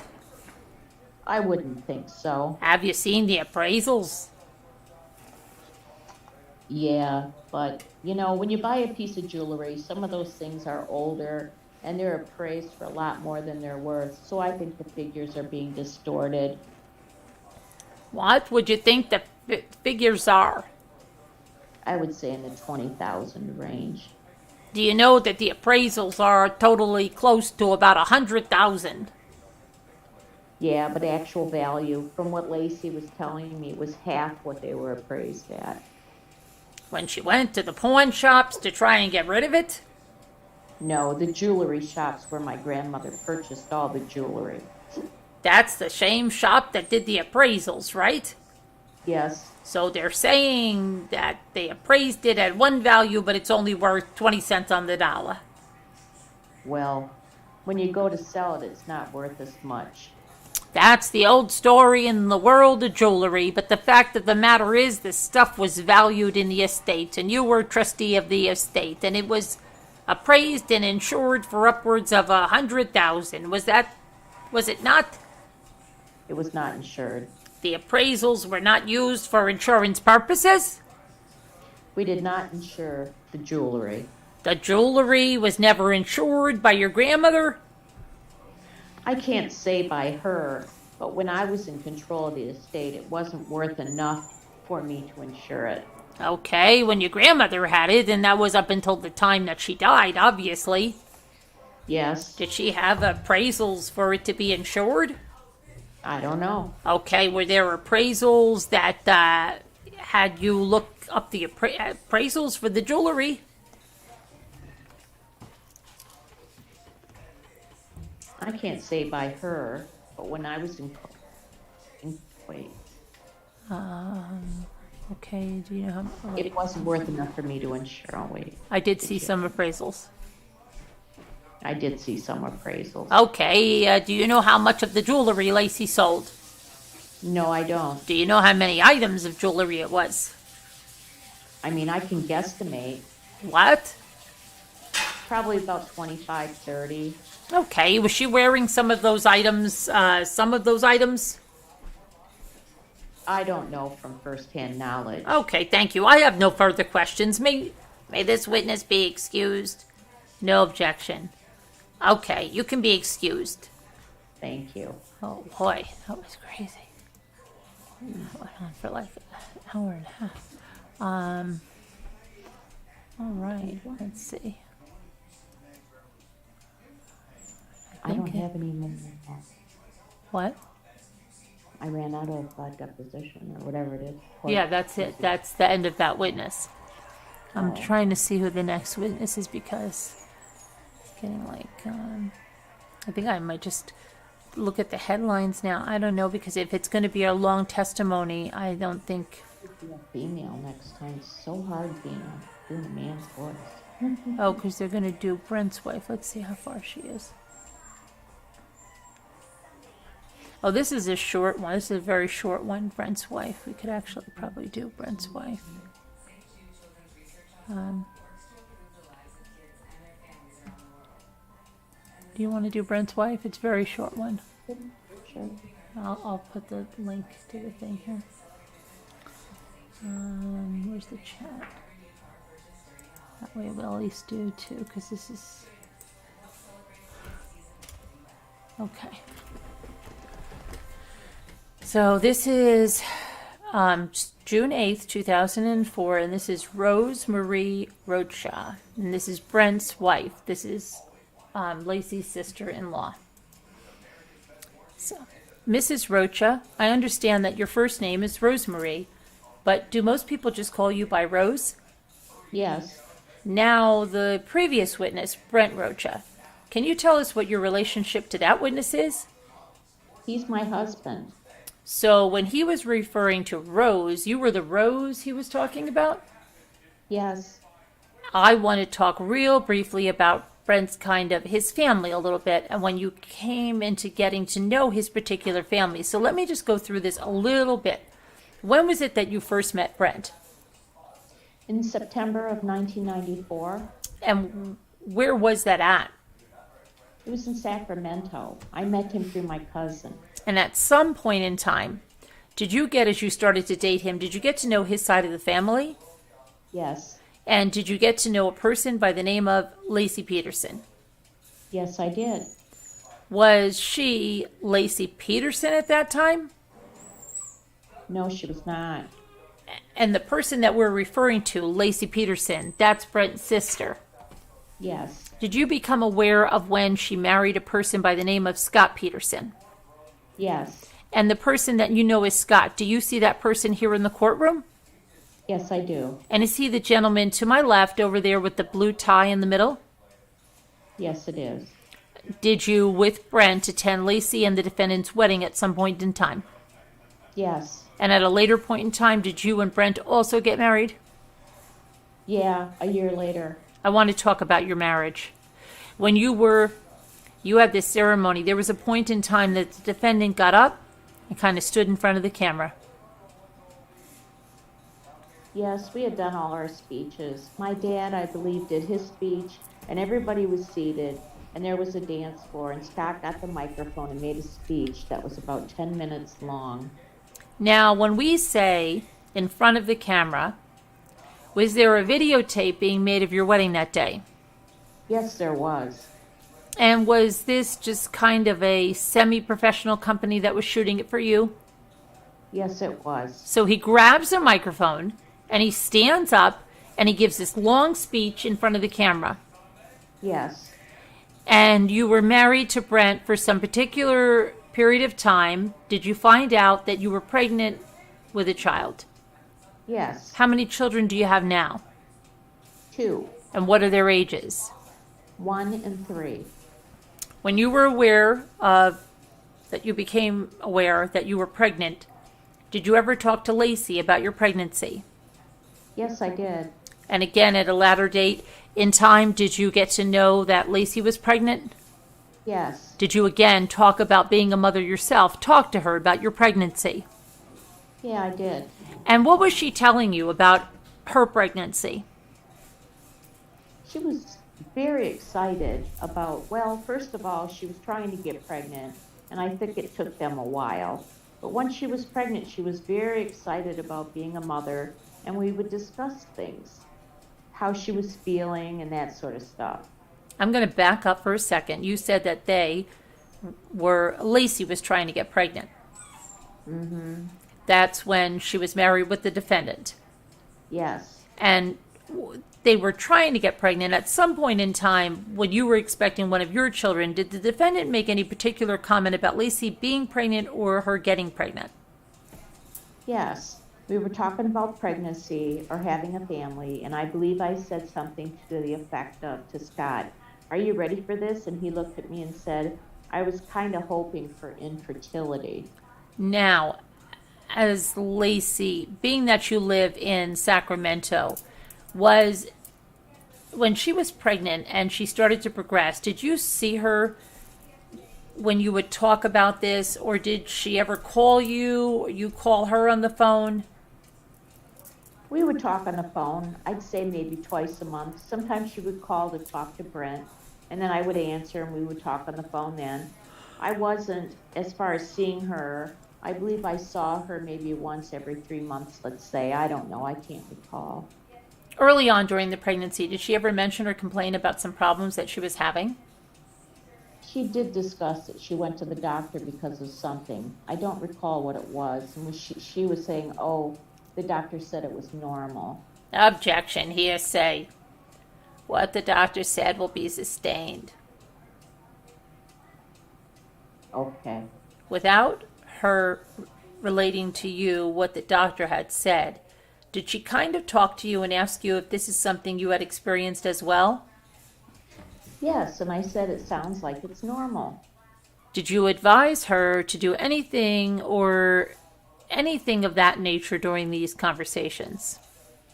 No, I probably gave her the title some books to read that gives information. Were you attempting to kind of pass on your motherly experience to her?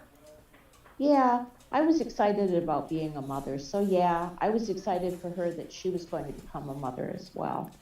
Moving to a little bit of a different area in terms of your husband's family, at some point in time during 2002, did Lacey, before Lacey went missing, were you aware that your husband was involved as a trustee in his grandmother's estate?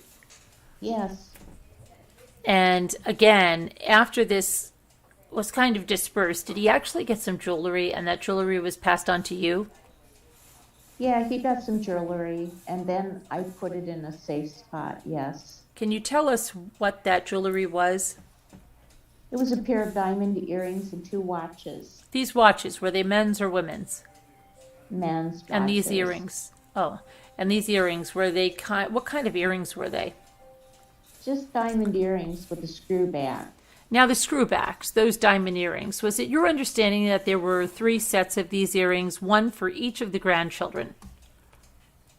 I believe so, yeah. I knew that Amy and Lacey also got earrings as well. I don't know how many sets there were. And again, were they all fairly similar in style and design? I believe so. Objection, motion to strike, no foundation. Yeah, she doesn't know about the other 2. How could she testify to that? Sustained. Motion to strike. Yeah, the answer may be stricken. The earrings that you ultimately received as part of this kind of pass down from Brent's grandmother, these were screwback diamond solitaires. Yes. The people have no further questions. Pat Harris now. Thank you. Good afternoon. Mr. Harris asked you about a wedding video. Yes. At your wedding, first of all, how many people were invited to your wedding? Over 100, I would say. Okay, and were most of these people at your wedding family and friends? Yes. So at this time, Scott, Mr. Peterson, got up, started going through his speech, and he did it in front of a video camera. Yes. Is that correct? Mm-hmm. And he did it in front of about 100 people or so. Is that correct? Yes. And you had no plans, or you didn't notify Mr. Peterson or anyone that you were planning to broadcast this wedding video to 60 million people, were you? No. It wasn't being televised, was it, the wedding? No. It wasn't a live broadcast that was going out? No. Okay, so it was basically a video being shot for 100 close friends, people he knew and felt comfortable with. It was more. I don't know if he knew a lot of people very well. I wouldn't say that. Well, there were friends and family there, correct? there were friends and family, my friends, Brent's family, his friends. Okay, you mentioned that Lacey told you they were trying to get pregnant. Yes, Okay, and from that, did you understand that there was a problem with her getting pregnant? I remember her mentioning sometimes we would talk and she'd say, oh, we're really going to try this month. I remember her mentioning something about an ovulation calculator where she was going to find out the time that she was most fertile so she could be successful in conceiving. And you understand an ovulation calculator to be a device that pretty much gives you the time that there's most likelihood for pregnancy, correct? Yes. And it was your understanding from talking to Lacey that in order for her to get pregnant, Scott had to come home during those periods of time that she was most able to conceive, correct? Yes. And that Scott often traveled. You knew that, didn't you? I knew that he traveled, yes. You knew, in fact, that he set his schedule specifically and made efforts to come home so that in order for her to get pregnant. She never told me that, no. She told you consistently that they had to make a lot of effort to get pregnant, didn't she? She would talk about, oh, this month we're really going to try. I purchased the ovulation calculator. Okay, and it was... I believe it was. I'm sorry, excuse me. You knew, in fact, she had, at one point, lost an ovary. Yes, I knew she said something, yeah. And she made it very plain to you that it would require an effort on both of their parts for her to get pregnant, didn't she? Yeah, And you mentioned that you talked to her a couple of times a month, is that right? yeah, And you would discuss things that were common with with pregnant women. You shared advice and so forth. yes. She would talk to you, for example, about her visits to the doctor. You mentioned one in particular that she would talk to you about those visits with the doctor. Sometimes, yes. And did she tell you during that time that on every single visit to the doctor, Scott Peterson accompanied her? She didn't tell me that. She never mentioned that? No, Okay. You were aware of that house on Covina. You've been to that house on Covina, correct? yes. You were aware of the fact that they were building a nursery for their child? I knew that they were going to have a nursery for the baby, yes. And you had seen the room where the nursery was? Well, I never saw the inside of the room. Okay, you never actually went in the nursery? I did not. Were you aware Scott had built a large portion of that nursery? Had Lacey told you about that? No, she didn't. Your husband is Brent Rocha, correct? Yes, And you had discussions with Brent after Lacey had disappeared, you had discussions with Brent Rocha where he told you that Scott was, in fact, very excited about the baby. True? Objection, relevance, and hearsay. Overruled. Did he tell you that? that Scott was very excited about the baby. Yeah, I'm sorry. I don't think he discussed that with me, no. You had heard Brent tell others that Scott was very excited about the baby. I did not. Okay. Did you ever watch Brent was on several television shows, correct? Yes. In fact, you were sitting in the courtroom when Mr. Garagos was going through some of those television shows, and you heard him talk about it, as Brent said on the television shows that Scott was very excited about the baby, didn't you? Yes. So when Brent was on these shows, you didn't actually watch them. This was the first time today you had actually heard that? No, I would watch the shows, but I couldn't watch all of the shows. I mean, I had a child at home, and I couldn't just sit down and watch TV. No. Okay. Mr. Harris asked you about a comment that was made, a passing comment, wherein Scott, you were discussing the pregnancy or the possible pregnancy of Lacey, and Scott made a remark. I believe your quote was, "I was kind of hoping for infertility." Yes. Is that a correct quote? Okay. You recall telling the police officers that, well, let me just stop on that. You interviewed with a police officer on January 21st, correct? I don't recall the date. Does that sound about right? Yes. Detective Grogan? Yes. And this was after the revelation that Scott had an affair with Amber Fry, correct? I believe so, yes. Okay. You had actually interviewed with Detective Grogan 10 days earlier on January 11th. Do you recall that? I know there were, I believe, two interviews. I don't remember the exact date again. You recall the first interview being prior to the revelation of Amber Fry. Yes, Okay, and during that interview, did you ever mention to Detective Grogan the comment about Scott saying I was kind of hoping for infertility? I do not.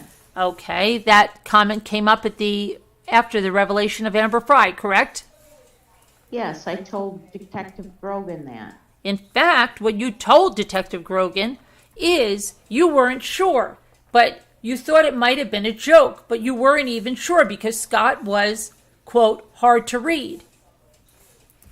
He was not laughing, he was not smiling. So when I heard that, I was kind of surprised I was kind of shocked by what he said, and I didn't know how to read him at that point. And so you didn't know whether he was joking or not, did you? He wasn't laughing and he wasn't smiling, so I can't say, yes, he was joking. No, he's not joking. Well, you told the police you didn't know. Right. That's all I have. Redirect by David Harris. I have a few questions. All right, go ahead. Ms. Rocha, just so we get this clear, when you talked to Detective Grogan at the first interview, was the purpose of that interview from that particular one, what you could tell him, asking you where your husband was on the 23rd and 24th? Yes. Objection, calls for speculation. Overruled. I'm sorry, your answer is? Yes. And did you tell him where he was and where you had been that particular day?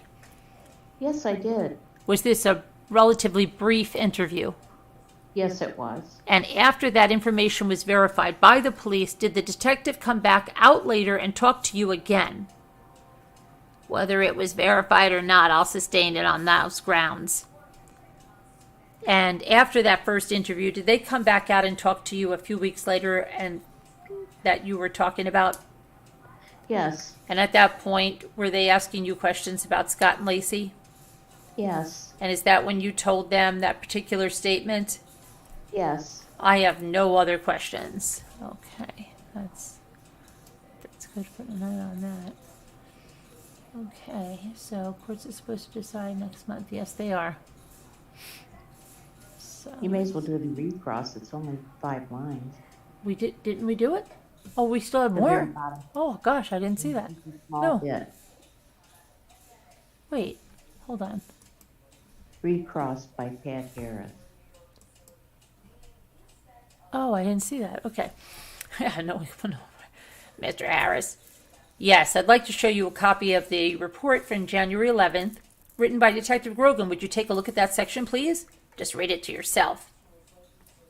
Yes. Does that refresh your recollection that, in fact, you did talk with the detective on January 11th about Scott and Lacey's relationship? In fact, you stated Scott and Lacey's relationship seemed happy. She could think of no one who would want to hurt Lacey. Rosemarie was aware of no affairs, plans of divorce, or separation by Scott and Lacey. So, in fact, you did discuss their personal relationship on January 11th, correct? Yes, Thank you. That's all I have. May this witness be excused. No objection. Okay. So there we go. Got that. And what the heck? There we go. November 20th is... Oh, Kevin's putting all the stuff in there. Okay, I'm going to just look at the headlines before we go, because I think we're going to call it a night for this. It's been an exhausting day. Let's see. Thank you for reading, Sharon. Oh, sure. So, let's see. That's cat psychologist to you. Yes, cats.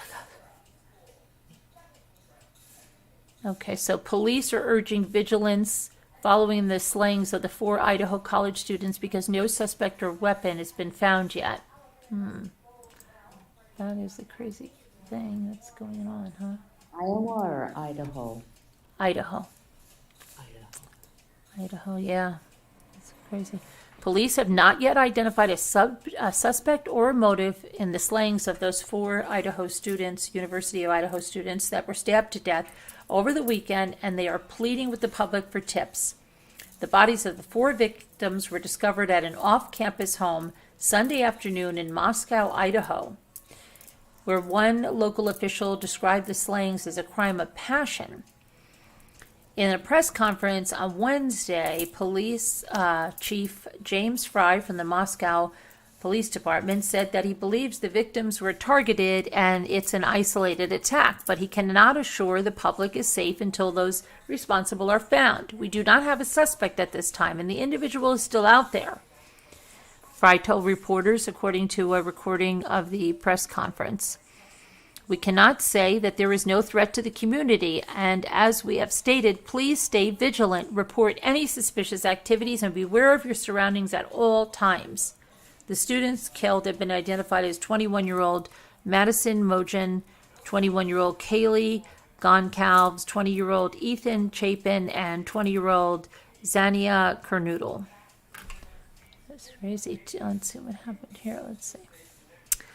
Fry said that Chapin and Kernoodle had been at an on-campus party earlier in the evening, while Mogen and Goncalves were at a bar downtown before returning home at about 1:45 Sunday. Investigators believe the killings happened in the early morning hours of Sunday, before police received a call about noon reporting an unconscious person at the house. There was no sign of forced entry. Police have not located the murder weapon. 2 other roommates who lived at the residence were home at the time of the attack. It's not clear whether those individuals were aware of the slayings at the time they occurred or why they had not reported the stabbings earlier. Fry declined to reveal whether they told investigators and whether the 911 caller was one of the surviving roommates, although he said they were both home when police responded. We don't know why that call came in at noon and not in the middle of the night, Fry told reporters. Fry added that the other roommates who were home were not injured and that whatever happened inside was not a hostage situation. We're not focusing on them, Fry told reporters. We're focusing on everyone else that may be coming and going from the residence. Local, state, and federal authorities are continuing to investigate and collect evidence from the scene, while autopsies of the victims were set to occur today. The Colonel Kendrick Willis directed the Idaho State Police, said all resources are being brought in to identify those responsible. We want to do everything we can to make sure this is done quickly, and the people that are responsible to this are brought in for justice, Willis said. For anyone with information, please call the tip line at 208-883-7180. It's horrible. Let's see. So, Darrell Brooks,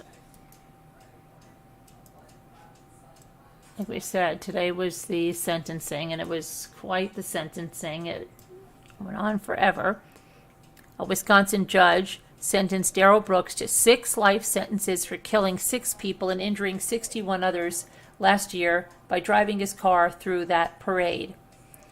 Representing himself in court, Brooks, who's 40 years old, spoke for 2 hours before being sentenced. The life sentences will be consecutive, and Brooks is ineligible for parole. Late last month, a jury convicted Brooks of 76 counts, including first-degree intentional homicide, recklessly endangering safety, hit and run, causing death, bail jumping, and battery for carrying out the mass slayings that last November at a parade in Waukesha.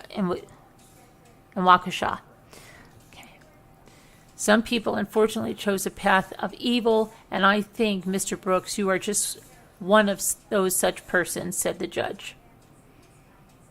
The victims whose Brooks received life sentences for were Virginia Sorensen, who was 79, Leanna Owen, 71, Tamara Duran, 52, Jane Kulik, 52, William Hospel, 81, and Jackson Sparks, 8. 18 children were among the 61 injured. Brooks received an additional 762 years for the dozens of people he injured. During the trial, Brooks was frequently ousted from the main courtroom for outbursts stemming from his claims that the court lacked jurisdiction because he is a sovereign citizen. He also sparred with the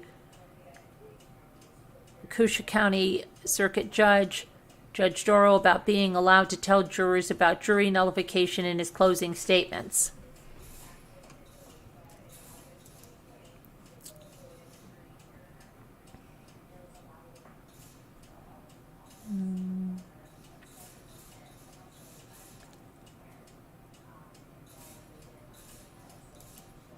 Let's see here about this.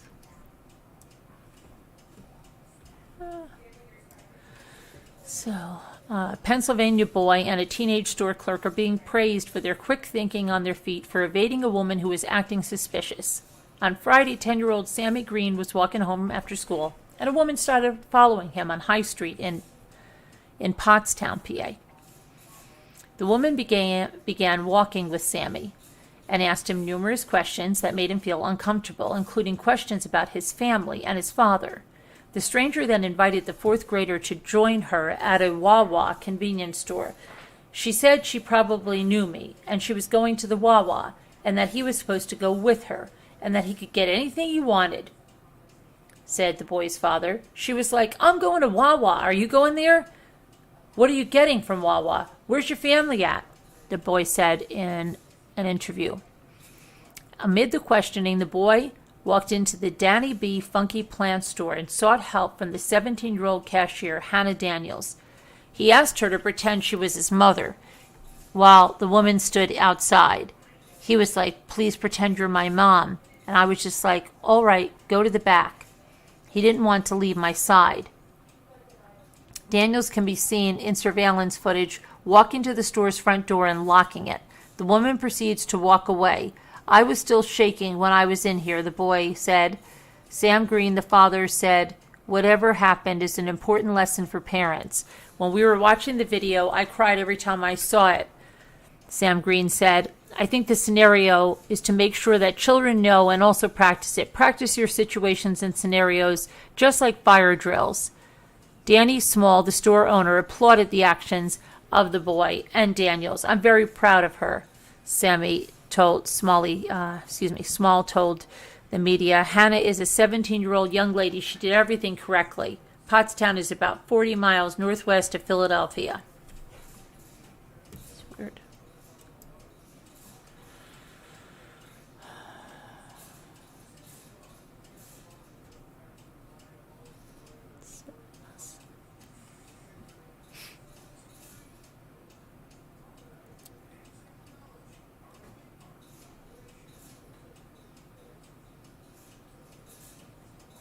What is this?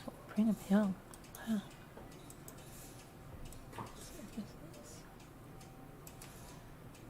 A Georgia man is behind bars after he allegedly murdered his high school friend, then made attempts to cover up the crime.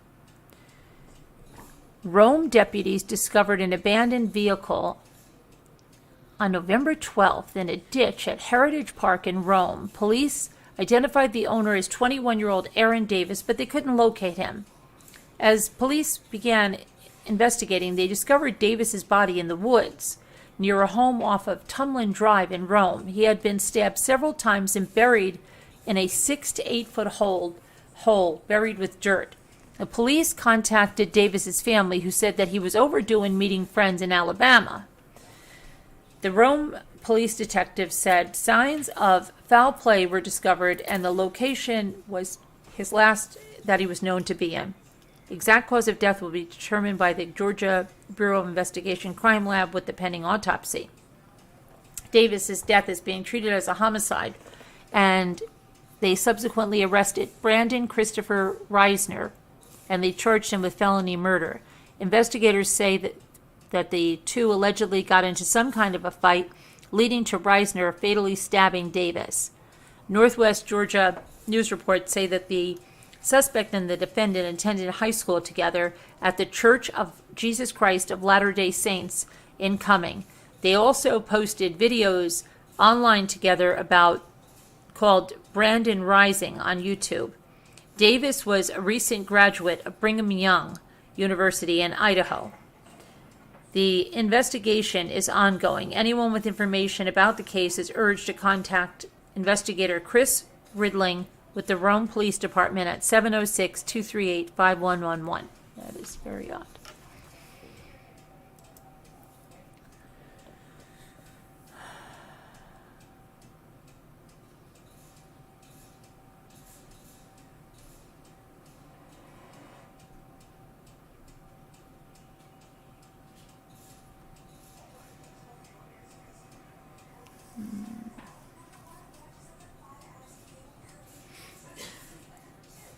What else is on here? We already got that. Quentin Simon, they still haven't found him, right? Please. No. Dead. It's crazy. There was, with those Idaho kids, there's some other details that blood was oozing through the walls. Let's see. Following the deaths of the 4 University of Idaho students, police assisting in the investigation were reportedly shocked at the amount of blood found at the crime scene. There was blood everywhere. We have investigators who have been on the job for 20, even 30 years say that they have never seen anything like this. They described this scene as blood oozing through the walls of the rented house that was located near the campus, along with blood found on the side of the house and the back porch. Moscow police say Ethan Chapin, 20, Madison Mogan, 21, Zania Kernoodle, 20, and Kayla Gonkalves, 21, were found dead at the residence. A local official described the murders as a crime of passion, while the Moscow police indicated that it was an isolated, targeted attack and no imminent threat to the community at large. Police arrived at the home after somebody called for help regarding an unresponsive person lying on King Road. The victims were later found dead from what appeared to be a knife or a sharp-edged weapon, although the weapon has not been located. And then there was also another update about them being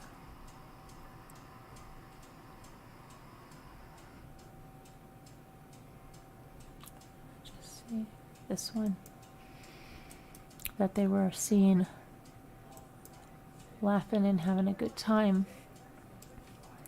Shortly before, newly released footage shows 2 of the 4 University of Idaho homicide victims hours before their deaths as they ordered food and spoke with others at a food truck in Moscow.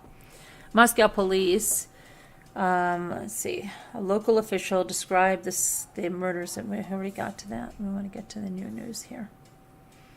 The victims' last hours were live streamed on Twitch as early as Sunday morning by food truck operators, Grub Truckers. Between 1:33 a.m. and 1:43 a.m. Sunday morning, Madison and Kaylee were seen waiting for their order by the food truck and chatting with others.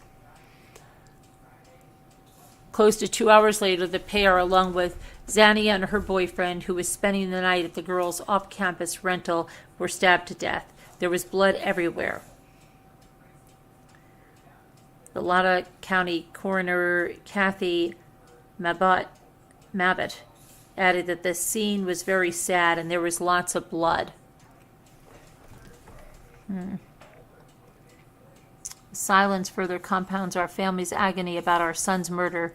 For Ethan and his 3 dear friends murdered in Moscow, Idaho, and all of our families, I urge officials to speak the truth, share what they know, find the assailant, and protect the greater community.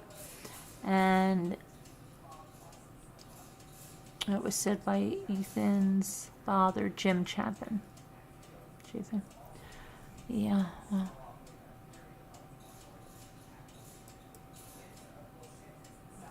So, that's,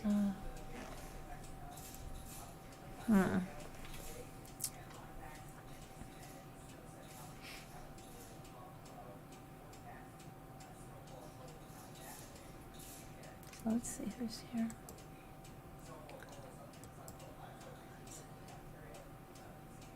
I don't know what's going on. Oh.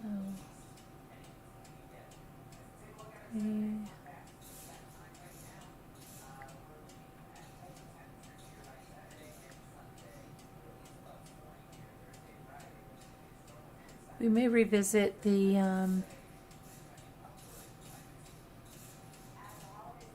I don't know. I don't know if we should continue the readings every night, maybe 2 nights a week, or I don't know.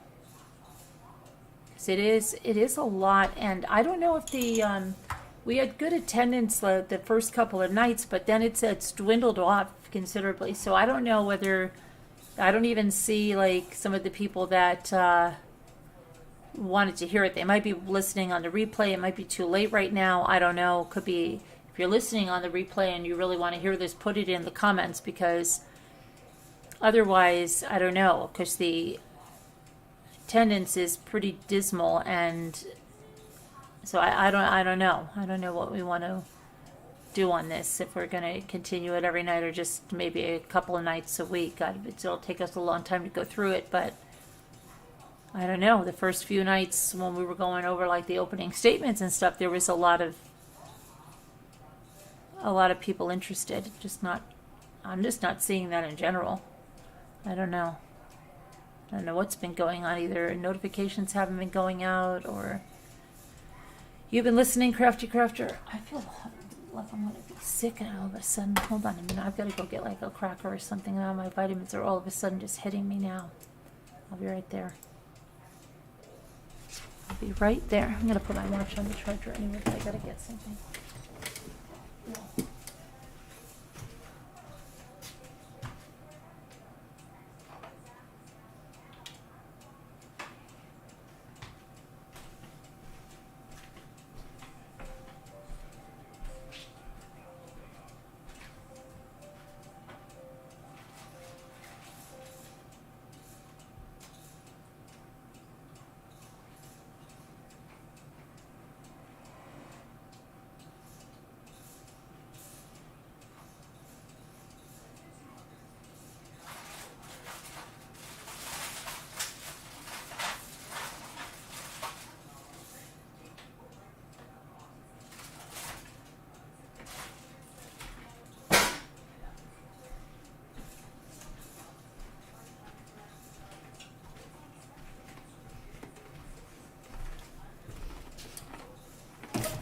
Okay.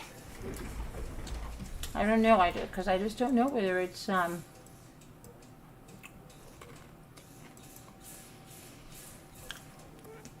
turning away some people or what.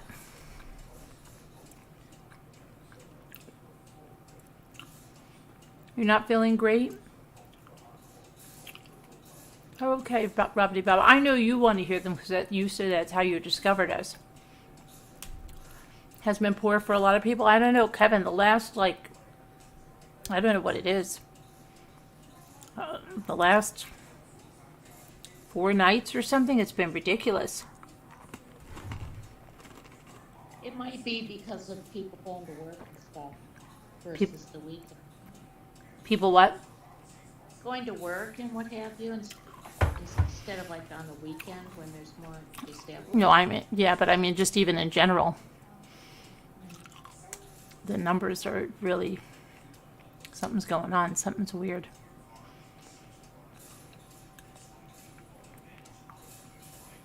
I don't know, just see what to do.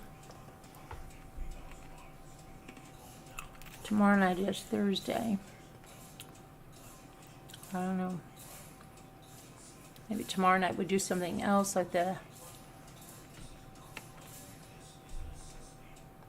don't know, couldn't even watch the Matthew, second phase of the Matthew. I didn't even get to Terry case because of the other one.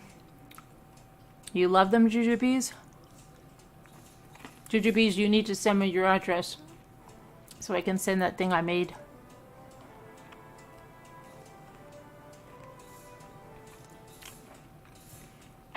I don't know, we're missing like a lot of people. A lot of people.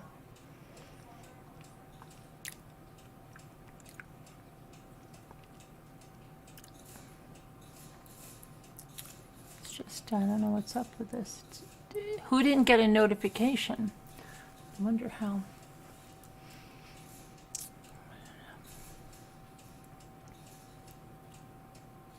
You're listening, LMNW?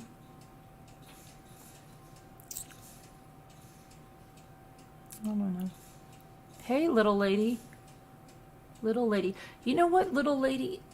Oh, I know what it was. I always get you mixed up, right? Because I used to think you were Little Lady Di, remember? And you're like, no, I was never Little Lady Di. Now, yes, okay. That's what, I don't know why I always think, was there a Little Lady Di? You were never Little Lady Di? I was so confused, little lady. We always, and just like we thought, where's Pink is my new RX? We always thought Pink is my new RX, and it was Pink is my RX. Where are you, Pink is my new RX? Hope you're feeling okay.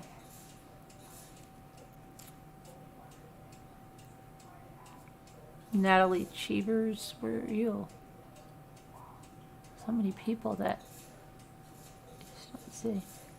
Everybody thinks you're a Little Lady Di. Why? Why? I don't know why. I thought you were Little Lady Di. Little Lady Di.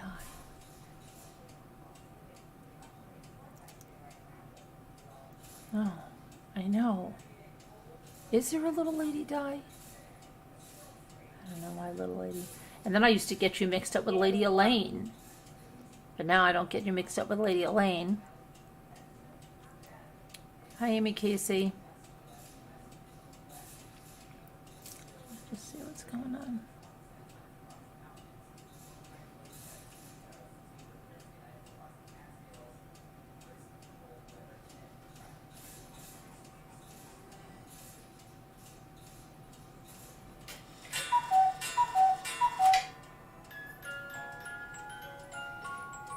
I don't know, something's really messed up with the channel. You've been watching TV tonight. I have issues with my hands. I love the readings because it's nice, but it's, I mean,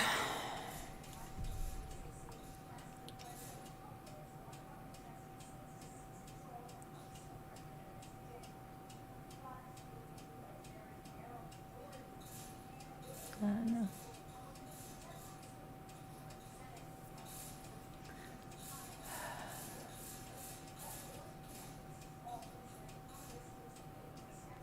I don't know what's going on, but we'll see.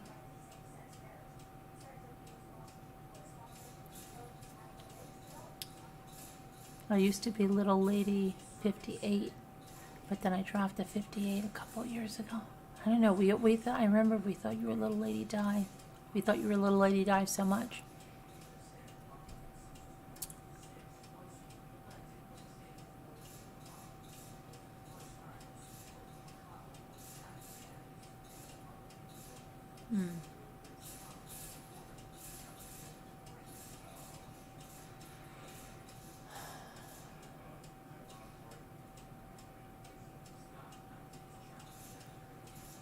But we have things coming up. We have, is it Friday night we have the ornament thing? So the live crafting panel, and then Sunday, December 2nd, we have the candle making. I've already put the, sorry, can't say hello because my left hand. Oh, don't worry about it, Captain Lee. Don't worry about it.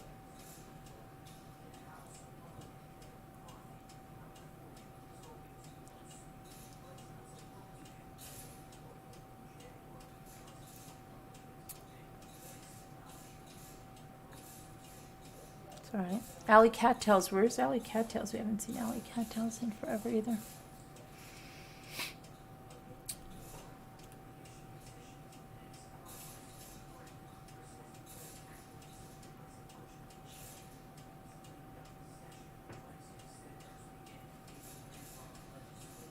I don't know where everybody is.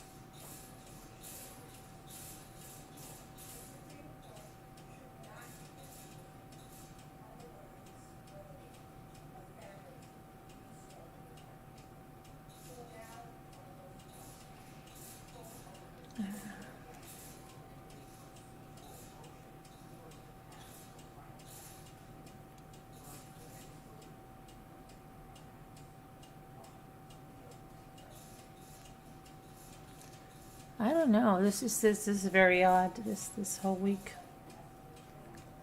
It's very odd. Something's wrong.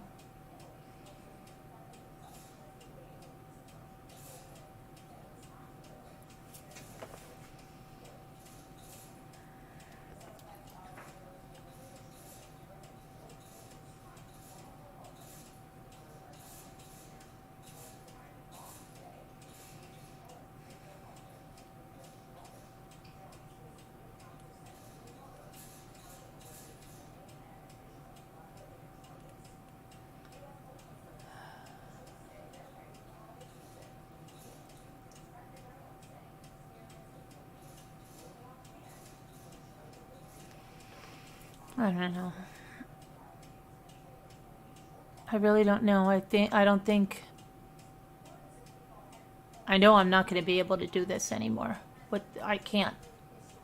Not like I've been doing it. Carolyn, what's going on?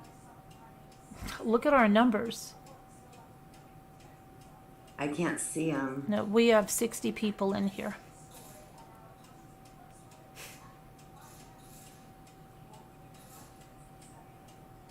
I know it's a change for you, but just try to No, hold I on. mean no. This is like this is Extra low. unheard of. This is like unfreaking heard of. Yeah, Well, maybe people are getting ready for Thanksgiving or something. I don't know. I hope so. I don't think so.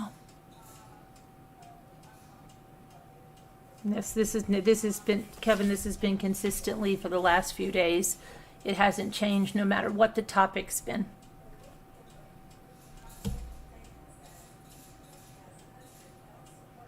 I know a heart made wise, but it's not feasible. I can't do it. How far are you through that trial? Oh, we're not far, but it doesn't seem like there's even. I Maybe mean, that's- literally, you have 40 people in here, and you're doing that. There's no. yeah. It's not. I was thinking maybe that's just a lot of reading for them to sit and listen. They like to participate, I think. Yeah, I don't know Or what they it might is. even But make I them laugh. try everything. I try the trials. I try this. I try that. Just try to keep going with everything.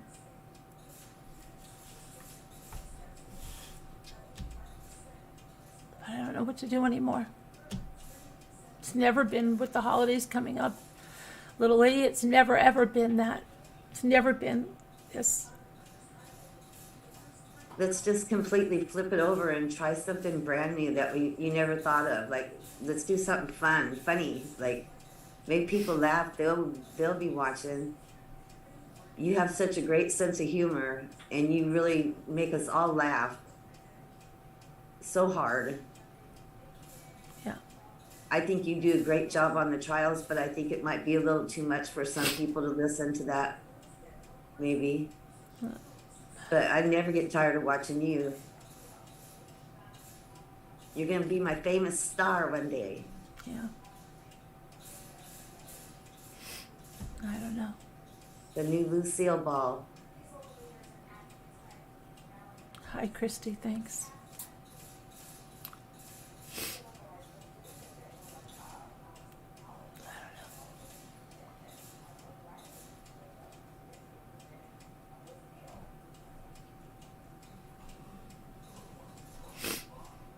I just don't know what the hell's going on.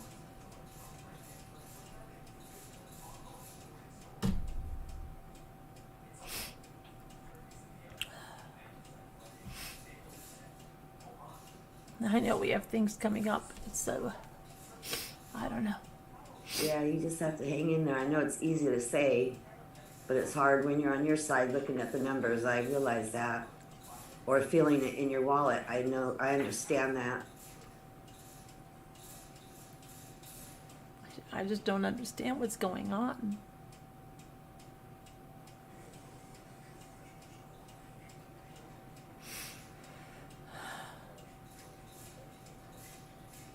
We could try something like a truth or dare kind of thing. Like you get 3 people up there and then you have them tell a fun fact about themselves, and we got to figure out who's telling the truth. and we learn something about each other at the same time. I don't know.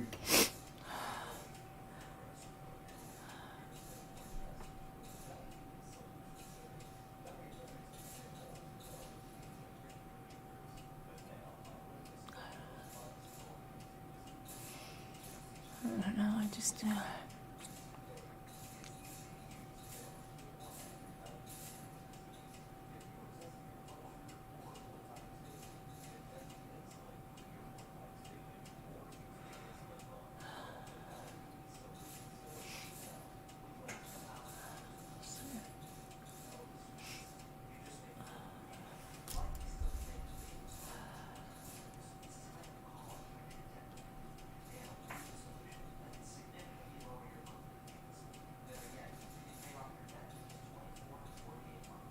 Yeah, that's the way to roll.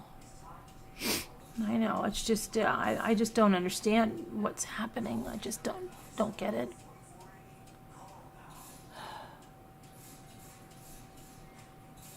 How many people are you used to be in there? Like, I don't know the numbers wise. How Oh. many people Oh my gosh. on a night? One night you would get a lot of people. Never had numbers like this. This is Yeah, there were more. this is unbelievable.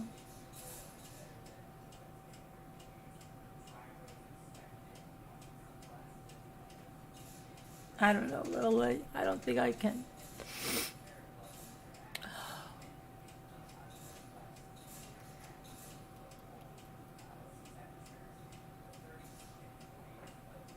Maybe just have us sit in your chair and relax and call it a night and, sleep on it. It's got to change. It has to change. I have, and I've. Yeah, I know. I just don't want to see you sad, It's just Carol. it's just terrible because You put everything you got into your show. I know that. But you do. You make so many people's lives better, and you change people's days, and we need you here. I can speak for everybody on that one.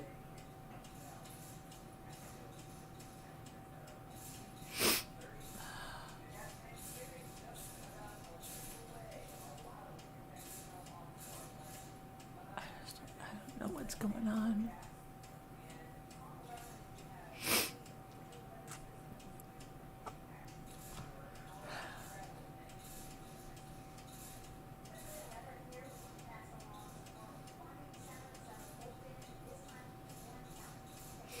My brother thinks he's a comedian. I could have him come down one night and sit and tell us a few jokes. You will die laughing, because he's missing his front teeth on the top.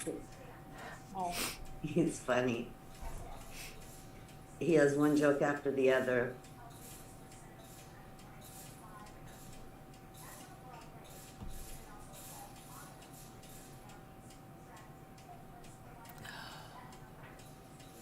I don't know, little lady. I think the only way it happens is if you're nowadays, if you're going out and you're doing crazy stuff, like going down to knock on people's doors and making a complete jerk of yourself, or doing nothing but drama and ripping people apart. It seems like those are the only things people want to watch. That's not true, because we're sick of that. Yeah, look, a very small percentage is sick of it. The rest of them love it. that's true. Unfortunately. It's what they want. They just want. Everybody says they don't like drama, but then it's all they watch. It's all they watch is drama. Yeah, but do you want to be hooked up with those kind of people? No. Even if it meant my show getting more numbers, I wouldn't want to be around people like that. No, but it's. I know.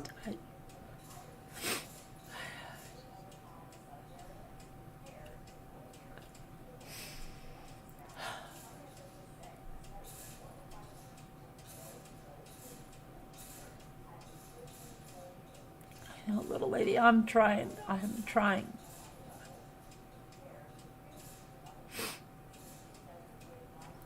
Just.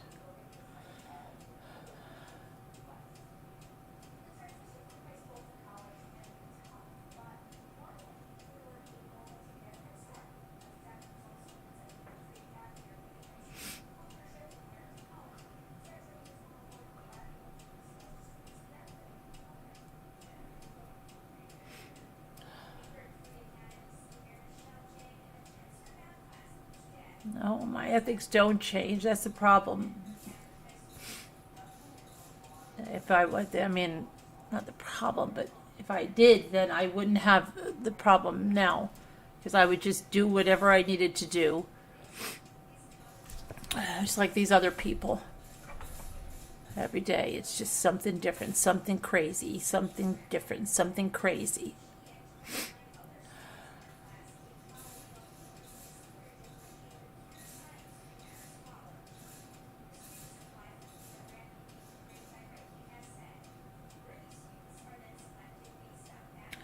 I know.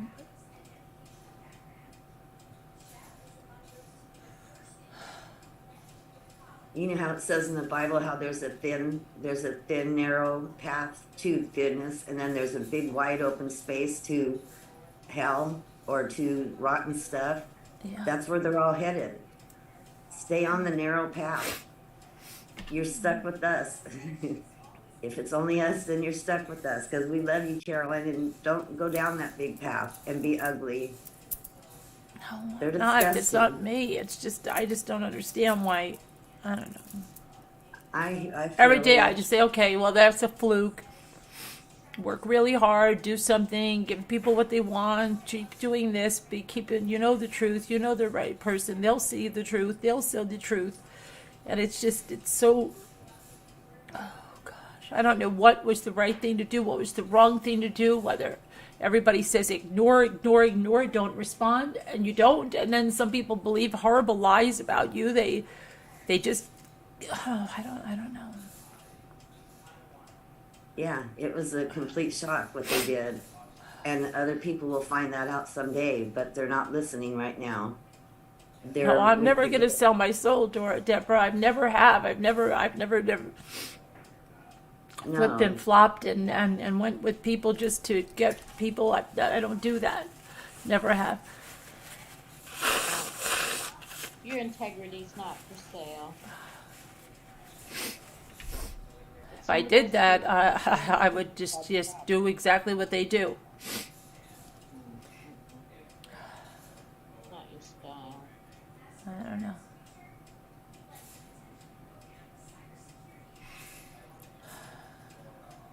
Can we have like a secret Santa or something like that? Where I guess everybody would have to give you their names. You tell us how many people there are, and we all get a gift, whether it's a re-gift or it's a something, and we can exchange gifts. That might be something nice. I don't know.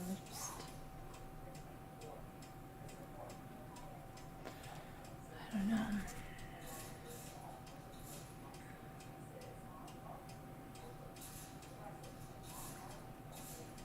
I'm getting mute again, but just please, Carolyn, don't be upset.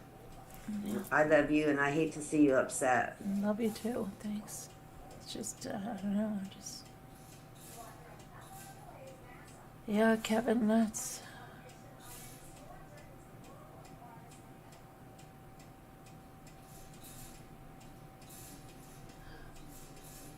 Keep on keeping on. Yeah, that's what I'm doing. Yeah.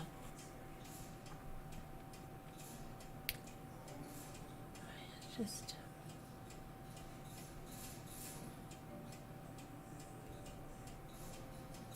Just don't know.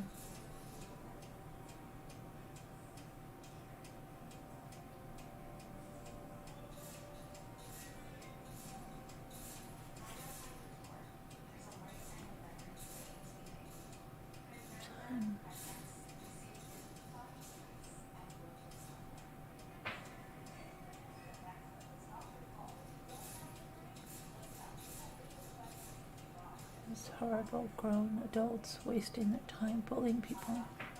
Exactly, Amy. It's exactly that. Exactly. Yeah. But apparently, people like to watch it. Everybody talks about bullying, right? People like to watch it because obviously they wouldn't do it if there wasn't some benefit in it. So. Yeah. I don't understand it. Were these like the mean kids in school, and people just want to finally, for once in their life, be part of the so-called in-group, which is ludicrous, but I don't get it. I don't get it. Neither do I. Life's to hitch your wagon to that kind of star, I'll tell you that. It's an easy thing for them. They sit there and they scream and they yell. They don't do anything, and then just people just watch a train wreck. They watch a train wreck. They watch this have no person time. dragging that person, this person dragging that person, this person cursing that person out. Yeah, It's like the Jerry Springer show on crack on YouTube. awful. Yeah, that's what it is. And now I think the true crime community, all it's become is just people that go and attack what they'll fly down to whatever place it is, and they're either screaming or yelling their heads off at the people, or they're pretending they know more than the police, or finding stuff. And I think that's exactly what's happened to true crime. There is really nothing the way it used to be. It's like vigilante style and stuff. It's Yeah.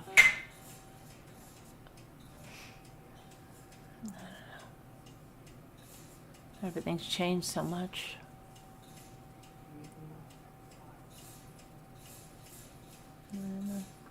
Well, I'm going to start a new Zoom, and then I'm just going to go off. So, but let me just do this.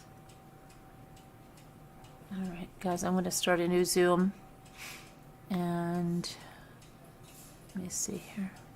I don't even know what I'm doing. Where's Zoom? Where the heck did Zoom go? I think I totally X'd out of it. Hold on a minute. You should still be able to hear me though.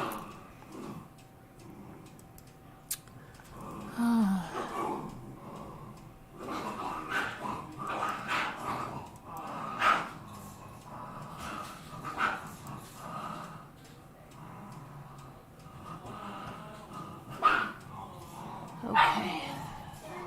You have connected, yes.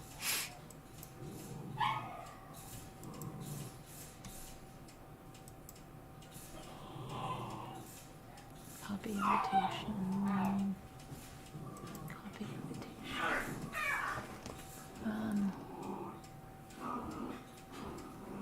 Heck. Slack.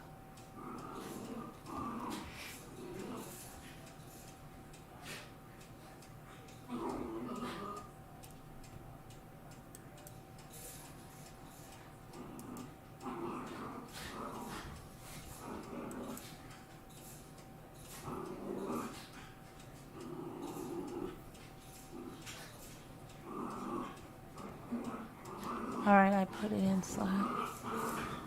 There we go.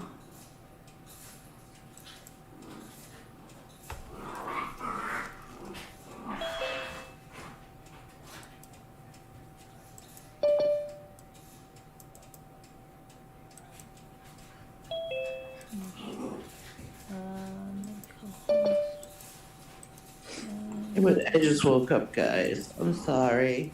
That's all right. Yeah, I thought you're not supposed to be sorry. Why am I not supposed to be sorry? You always say you want everybody to stop being sorry. I know, but that's different. That's me be falling asleep like that. Oh. It's different. That's me, Carolyn. That's why I'm sorry. No, don't be sorry. Yeah. Let me get back to. Okay.